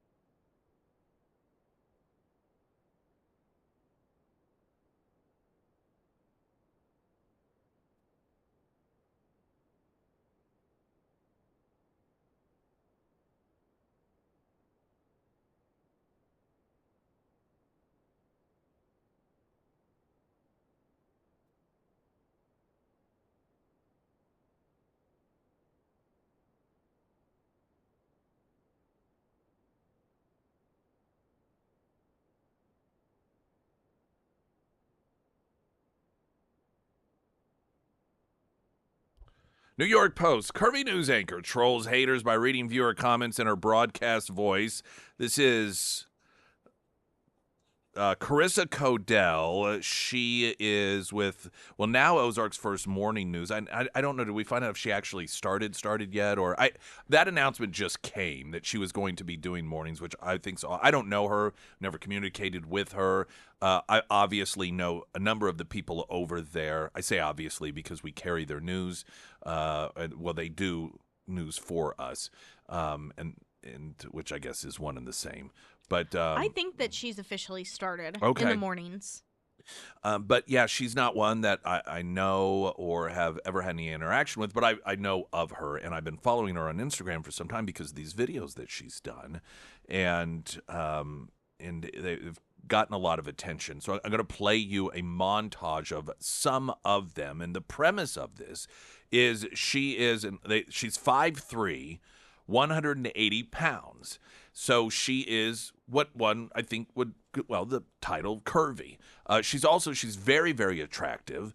And so I think that does give her a degree of confidence. Her way of dealing with all of these mean social media postings is to film herself in studio as if she's reading the news, and she reads the headlines in a news voice. Or the headline. She reads the comments. Sometimes she reads them as if it is the lead-in to a story. There's a number of different approaches she does, and then there's somebody off camera that a lot of times she interacts with and jokes with regarding the comments themselves. And so much of that can be heard in. Here's a montage of some of the different readings that she's done over the months. Brick wall, more like brick house, and I'm looking to move in. From Harry Jones, I mean, she is overweight. That being said, she's an absolute smoke show. Built like my grandma's prescription lenses, and she's blind as a bat.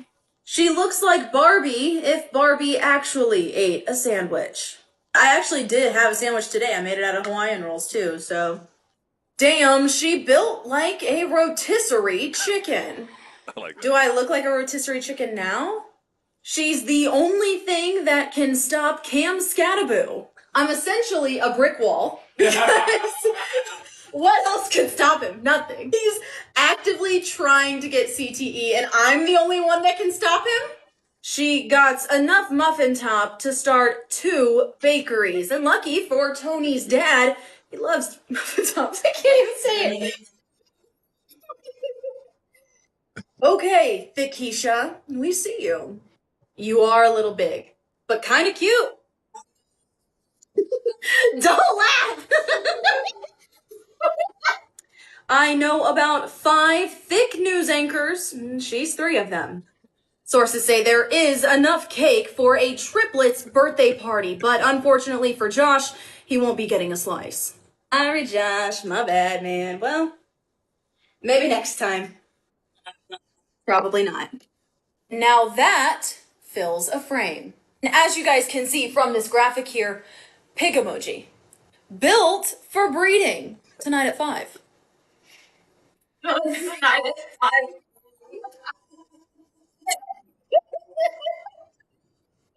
Okay.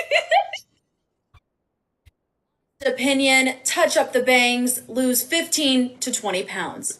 Go get them. Witnesses on scene tell us she looks like a Temu version of Rebel Wilson. I really like that.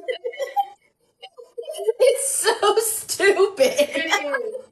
Thicker than a peanut butter milkshake. So that's just a montage of a few of Carissa Codell's postings. So the New York Post story reads as follows: she's thicker than zoo glass, and not afraid to say it. Some of this stuff is funny. I mean, she makes it funny. Missouri Morning News anchor Carissa Codell has gone viral for her hilarious videos in which she reads troll comments about her voluptuous appearance. That's a good word for her, voluptuous. Quote, "Damn girl, I want to put a hurtin' I want you to put a hurting on me like you do those midnight stacks. She intoned in her morning news TV voice in one cheeky video. Quote, "You look like you could survive a harsh winter."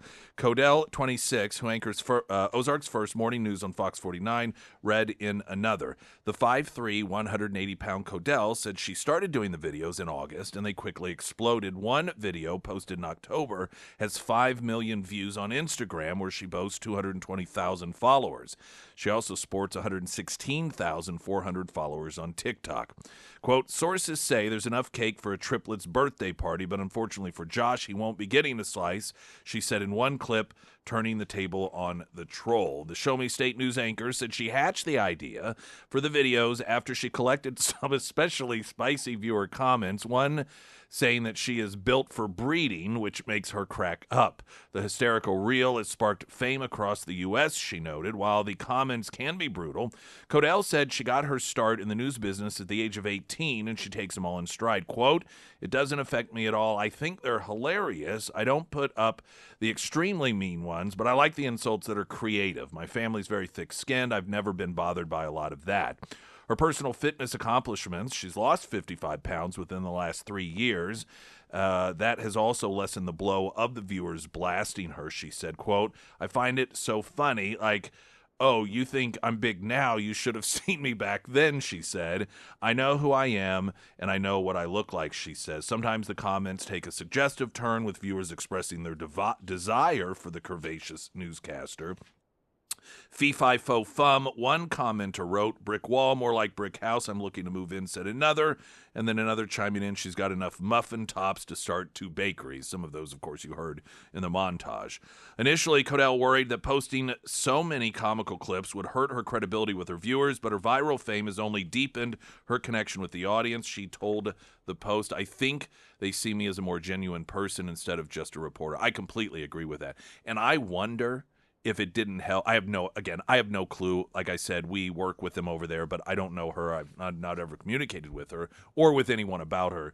But I'm wondering if that did not facilitate or help facilitate her move to mornings, is getting that sort of maybe. social media following, because that is the sort of thing. You try to figure out what can you do to get people to tune in to local news, or even national news. I watch, for example, on a national level, is it that David Muir that's on ABC? Do you know what I'm talking about? He's such a, and so they'll run these promos and they're about him bringing you the news. And honestly, I just see Gavin Newsom as a news anchor. He's just so they're so just cringy in their effort to look so authoritative, like, oh, such an authority, and oh, look at his face, how much he cares. Right now, there's one that NBC is running, rebranding the new MS Now, and it's awful. There's one for NBC News, and oh, it's people's voices, like they're calling in saying, "I just wish people could get along," and we're NBC News, and it's all just so fake. You can tell these are people who put these things together, and they say, all right, well, here's what our focus group says they want, so let's just tell them that's what we're doing.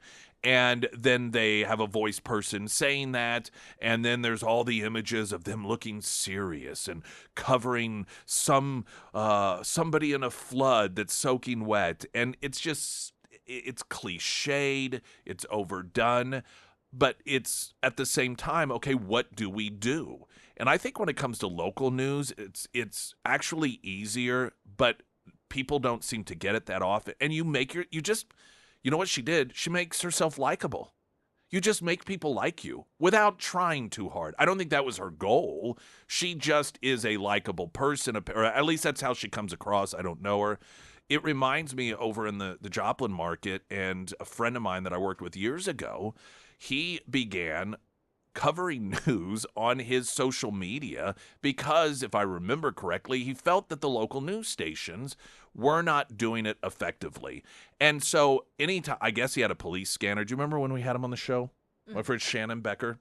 We had him on the show. This was several years ago, because he had been on social media and he was just covering news. And he was covering news live on social media that the local news stations were not covering. And so and this is a different approach, but people got to where they really liked him, and they saw him not as some authority, not as some, news anchor, but here's a guy on social media that just straightforward cover, hey, here's what's going on. We're here at the scene. No other news outlets would be there, and it may be something as simple as a car that crashed into a light pole on a Saturday night and knocked out electricity. But people were getting their, and he was just giving them something that they wanted. Well, he ended up getting recruited to be one of the lead news people in that market because of his social media presence, and people were just naturally wanting what he gave.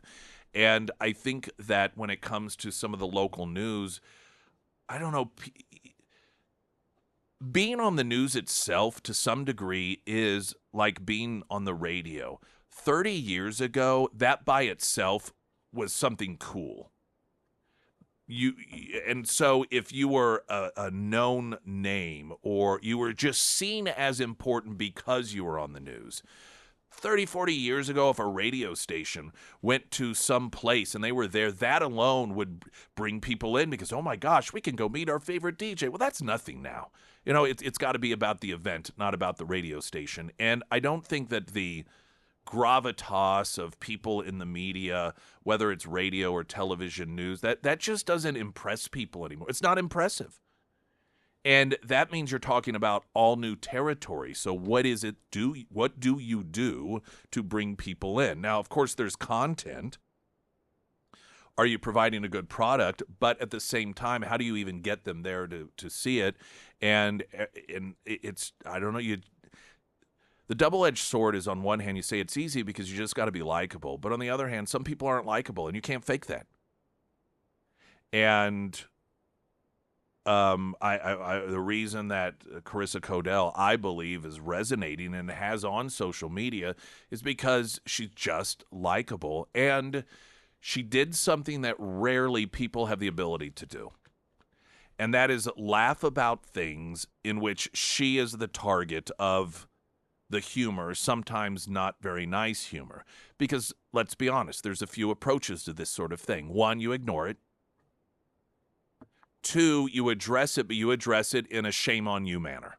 And that's usually what happens, particularly when it comes to, quote, body shaming. And we've seen these things before, particularly people in the media that eventually will post some video and about how it was that, months have gone by and I've been receiving these sorts of hateful comments and I haven't said anything, but I finally felt that it was time for me to stand up and do what's right. And I want to be a role model for other little girls that maybe this and that and so forth. And I'm not saying that's a wrong approach or that it is a approach that isn't admirable. I think everyone has their own way of doing it. But to me, the most effective and frankly the most, quote, role model-ish approach is the one that you rarely see taken, but that Carissa Codell is taking, and that is demonstrate, like, sticks and stones may break my bones, but words can't harm me. In fact, when you think about some of this stuff's actually kind of funny.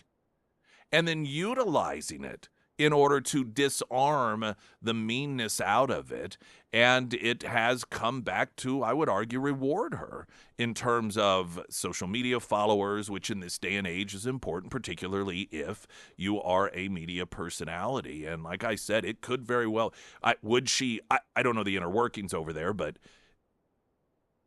it's conceivable that it certainly didn't hurt her get moved to a morning slot over there from what it was that she has been doing over there. I wouldn't imagine, but I don't know. I like to see it. I think that is a fantastic approach.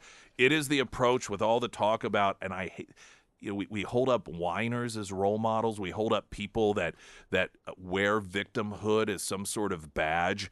And to me, particularly young people in a day and age where people bully all the time, and this is what we should steer young people like. This is how you handle that sort of stuff.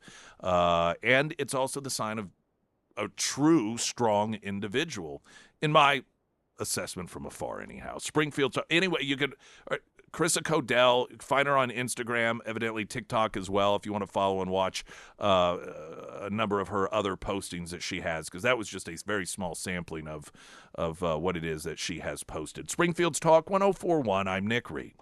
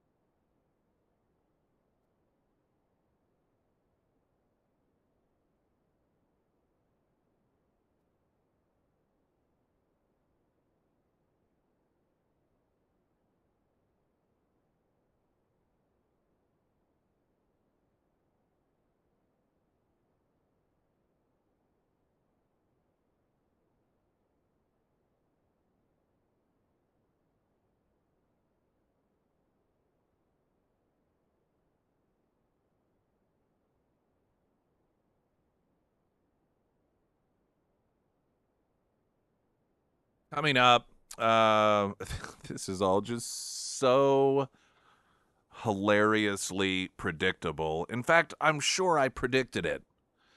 The news leader has a story. Springfieldians asked to share thoughts, feedback on convention center.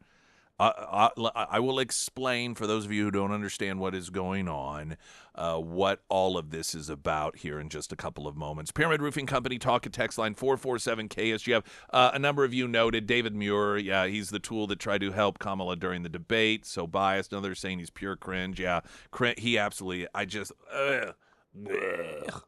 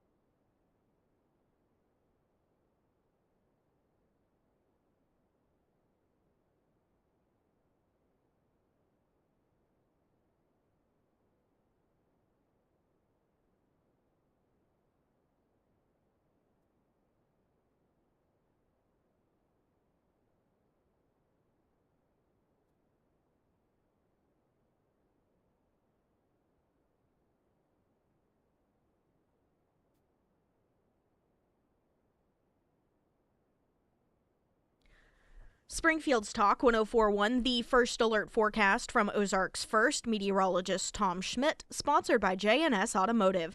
Today we'll see partly sunny skies with a high near 43. Tonight, mostly clear with a low around 31. For your Tuesday, sunny skies with a high near 57. And taking a look at Wednesday, mostly sunny with a high near 50.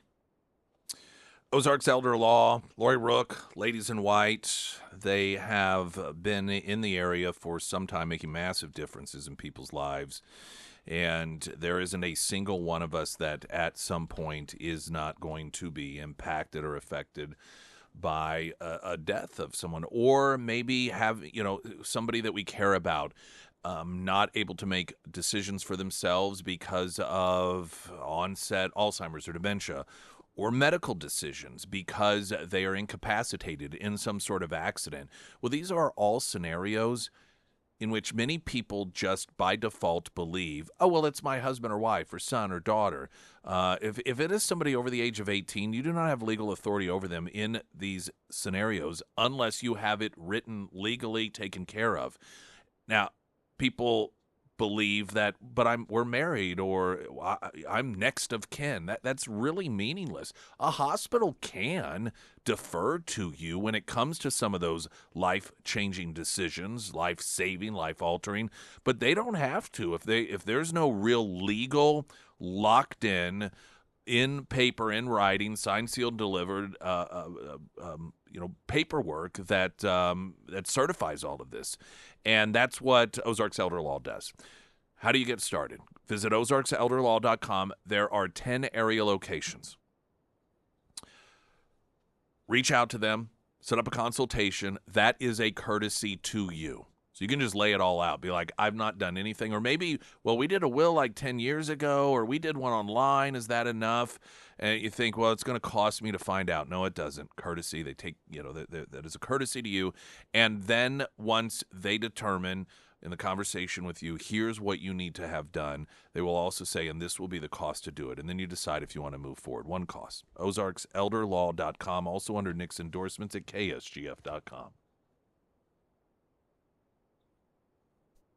This story, I saw the headline and I was waiting for it to come about. Honestly, I'd kind of forgotten about it, but I knew it was going to come because I predicted that this was going to be the situation. Host voters not approving the city's request for additional taxes on, quote, tourism tax in order to fund a convention center.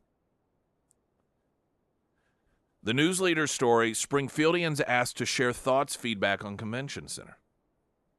Springfield city leaders are seeking to get a better understanding of how residents feel about the proposed convention and event center after an increase to the lodging tax that would have funded the project was voted down in the November special election. The city has launched a community-wide survey to gather feedback on the convention center and its potential future, the city announced in a news release exactly a month after the election.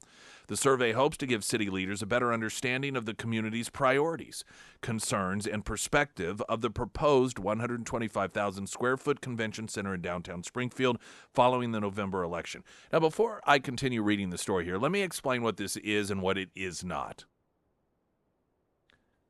What it is not is a city that, after the vote did not go their way, recognized, I guess we really don't know what's going on in our city when it comes to priorities for the average citizen.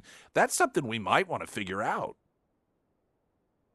This was a real wake-up call to us. This convention center failing, or the approval of the tax failing. Yeah, okay, gosh, we didn't get what we wanted, but man, we really thought this was going to go through. We have a real misread on our citizens here. And so the silver lining of this is a wake-up call, and we need to seek to get a better sense of priorities in the community so that we can better prioritize and do a better job of representing them. That is not what this is. This is essentially a focus group research project to figure out how better to market what they want. so that they increase the odds that you will give them what they want next time that they ask. That's all that this is. This is research. So that they can manipulate you based off your feedback to tell you what you want to hear in order to get you to pass the tax. That's all that this is. I told you this would happen, by the way. The survey is available on the city's website and will close on December 19th. Respondents are collected anonymously with address info only collected to understand geographic trends. It is expected to take 6 to 8 minutes to complete. Results will be shared with Springfield City Council and the city's leadership team. The survey includes questions about how you voted, if you did, why you voted the way you did, what factors could influence your support for a future convention center, and what events residents would be most interested in, and more. So you hear what's going on here. They acknowledge in the questions they're just fishing for information they can use to coax you into voting for this. This isn't about your overall sense and feeling priorities. That's why they ask questions like, what might make you vote for this next time? Like, what possible, just, curious for no particular reason. I mean, what might make you vote yes instead of no? And I don't know, just totally random, not connected to our desire to get that tax increase at another crack at the bat. But, hey, what sort of events would you be most interested in seeing come to Springfield? So what, of course, is going to happen is they will take that feedback, and if there's whatever sort of events, for example, that they feel that there's a somewhat significant number of Springfieldians that are like, we'd really love to have. Let's say that a circus or clown conventions, okay? Let's say they're like, wow, we got a plurality of people that said they really think Springfield needs clown conventions to occur. Well, guess what all of a sudden would happen? Next time around, they will use your tax dollars, which this is obviously your tax dollars at use, to try to convince you to increase taxes for the purpose of a convention center. They're going to be like, and it can be used for example, just randomly, clown conventions. This is all just so obvious. When Springfield voters rejected a 3% increase in the lodging tax that would have provided, okay, so this just talks about the vote itself. According to the press release from the city, the survey is a part of a broader outreach effort that includes listening sessions. Quote, whether you supported, opposed, or didn't want or did not vote on the proposal, your perspective is important, City Manager David Cameron said in the release. This survey helps us understand what questions you have, what concerns you'd like addressed, and what information is most helpful as we consider next steps. It only takes a few minutes, and we truly want to hear from as many people as possible. So, if of course, you can go participate in the survey. It is on the city site, and we'll get it under the must-read headlines section at ksgf.com. But I can almost assuredly tell you that the findings will not tell the city, the people just really don't feel like we need a convention center. The people don't feel as if adding another additional tax in the city is the proper way to go about this, that is going to result in the city saying, oh, gosh, okay, well, now that we know that, we will reprioritize and move on to other things. That is not what is going to happen. This is all about researching you, so they can figure out how to hit you next, how to market towards you. This is all research. It's marketing research. And I don't know why I find it particularly humorous, the way this is all just presented in this sort of golly gee whiz. At least they do acknowledge, because they have to collect information about your perspective on a convention center, because that's the point. So it is somewhat unavoidable that they can't completely ignore the convention thing and not ask any questions. So it would be a little too obvious to pretend as if this wasn't connected. So at least they are acknowledging that. but this portrayal almost as if the convention center vote or the tax vote, it was an enlightening moment for them in which they realize they don't really know what's going on with the average citizen, and so they're going to take the opportunity to find out so that they can better represent you. That I find that to be humorous. And we will talk about this again. If not sooner, it will be around the time that they start marketing again this increase that they want, and they will be using the information they gathered from you to use on you to try to get you to change your vote, or to, if you didn't vote, to participate and vote in favor of the tax increase. Springfield's Talk 1041, I'm Nick Reed.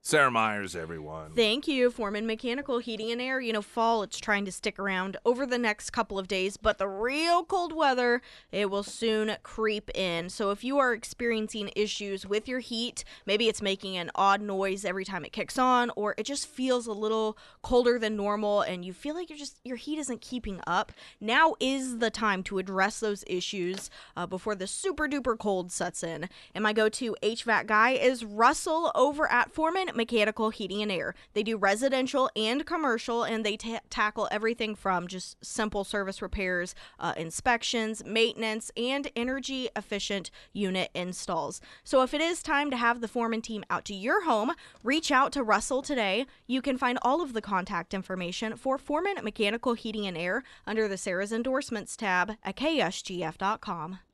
Some of your text messages regarding the city just using your tax dollars to randomly survey you. This has nothing to do with their future efforts to take another crack at the will you raise taxes on hotel stays, that failed. And they're going to try it again. That's what this is, research. So on the city site, there's a survey that is open until the 19th of December in order to gather said information. Will the survey cost as much as the low turnout election? Your analysis describes how we determine climate change, racial tensions, democracy's death, nonpartisan PACs, housing development, controversy, etc. Give me a survey or a focus group, and I'll give you what the powers that be wanted in the first place. Another saying, get midget wrestling, and they have votes. For the convention center. That would be great. Let's see if I haven't gone through the survey, so I don't know how open-ended the questions are. I imagine that they are going to be open-ended enough, at least some of them, where you could put in there, we would like to see midget wrestling. It is pretty great. I have watched it. It's been a very long time, but I too have been at a midget wrestling event. It was years and years and years ago in Joplin, at a place that no longer exists. But at the time, it was a 3-story bar called the Brick House. Nice. On Main Street. And on the main floor, they did have midget wrestling, though What really happened, if I recall correctly, that it was actually mostly just really short people, except for two what would genetically, I believe, be considered actual, quote, midgets or little people. The rest of them were just really kind of shorter people.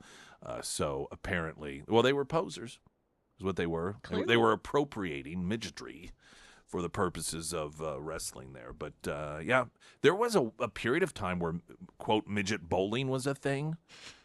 Have you ever seen that? No, but you've told me Yeah, about you it. should look that up. Where essentially they would have these little body suits on them, and I guess they would grease them up and bowl with them. As they didn't tumble like a bowling ball. They would slide instead down. And I don't know, that didn't seem... I think the midget wrestling they can get away with because both participants are midgets. Whereas the midget bowling fell out of favor because it was a non-midget person throwing a midget for the purposes of entertainment, and that apparently crosses some sort of line. Another noting, let's see, what was it? It was a really good one, but... Springfield already has a clown convention. It is city council. All right, I built that up a little too much as I was looking for it, but I thought it was pretty funny. This audio is going around, as is the video. I thought I'd share it with you because of the continued effort by Democrats in the media to pretend as if this usage of our military against those that wish to do us harm, be they narco terrorist or otherwise, something brand new invented by Donald Trump. Specifically when it comes to dealing with narco-terrorism, this is 1989 Joe Biden. I think we should do more to stem the flow of drugs across our borders, and we think we should go one step further. Let's go after the drug lords where they live, with an international strike force. There must be no safe haven for these narco-terrorists, and they must know it. Now, in fairness, International Strike Force could mean anything. Maybe that would just be the fun name that they would have. And instead, they actually were counselors of some sort that would go and visit with the drug cartel, the narco-terrorist, and talk with them about the root cause of why it is that they have had no choice, but had to turn to a life of narco-terrorism. And they were just called strike force. We're striking against the injustices that forced these people to live a life of narco-terrorism. Of course, that's not the case. Democrats, along with Republicans, have universally, over the decades, called for this sort of action, and it's the sort of action that has occurred in the past. The difference is Donald Trump is very transparent about it. And by the way, he's transparent not just because he's a really great guy who believes in transparency, but because he sees value in that. He believes that making sure other people who might decide as a living, a career, they want to drive boats with drugs into the United States, he wants them to know what happens when you do that, because he sees that as helping the cause to diminish those who would participate in such activities. And it seems as if thus far, in terms of actual results, it's working.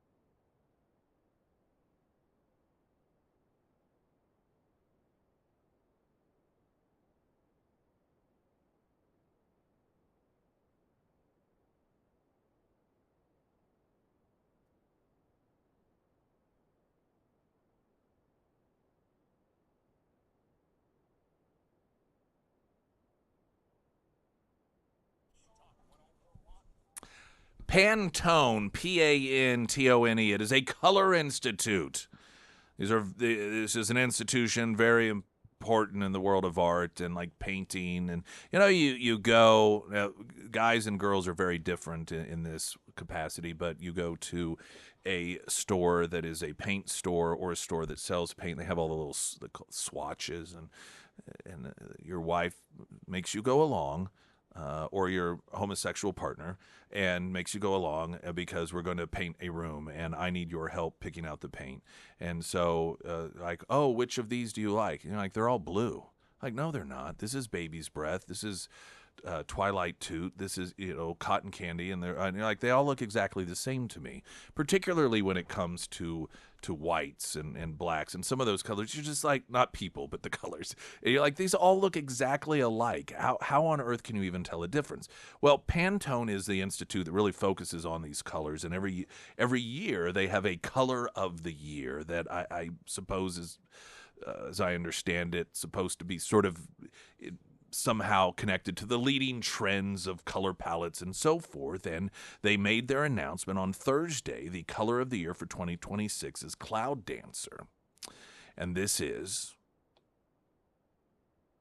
sparking outrage because Cloud Dancer is a version of, guess what color? White. Some of the comments are as such. Choosing an almost white shade as the color of year right now is hard to separate from the broader cultural context we're living in. When white supremacy is resurfacing loudly in national leadership and policy, elevating white as the symbolic color of the year feels painfully tone deaf. Color choices don't exist in a vacuum. They reflect who we are in the room. So even when it comes to just like color, not connected to people, but Trump derangement syndrome lefties, even that they see horror in. Glenn Beck's next. I'm Nick Reed.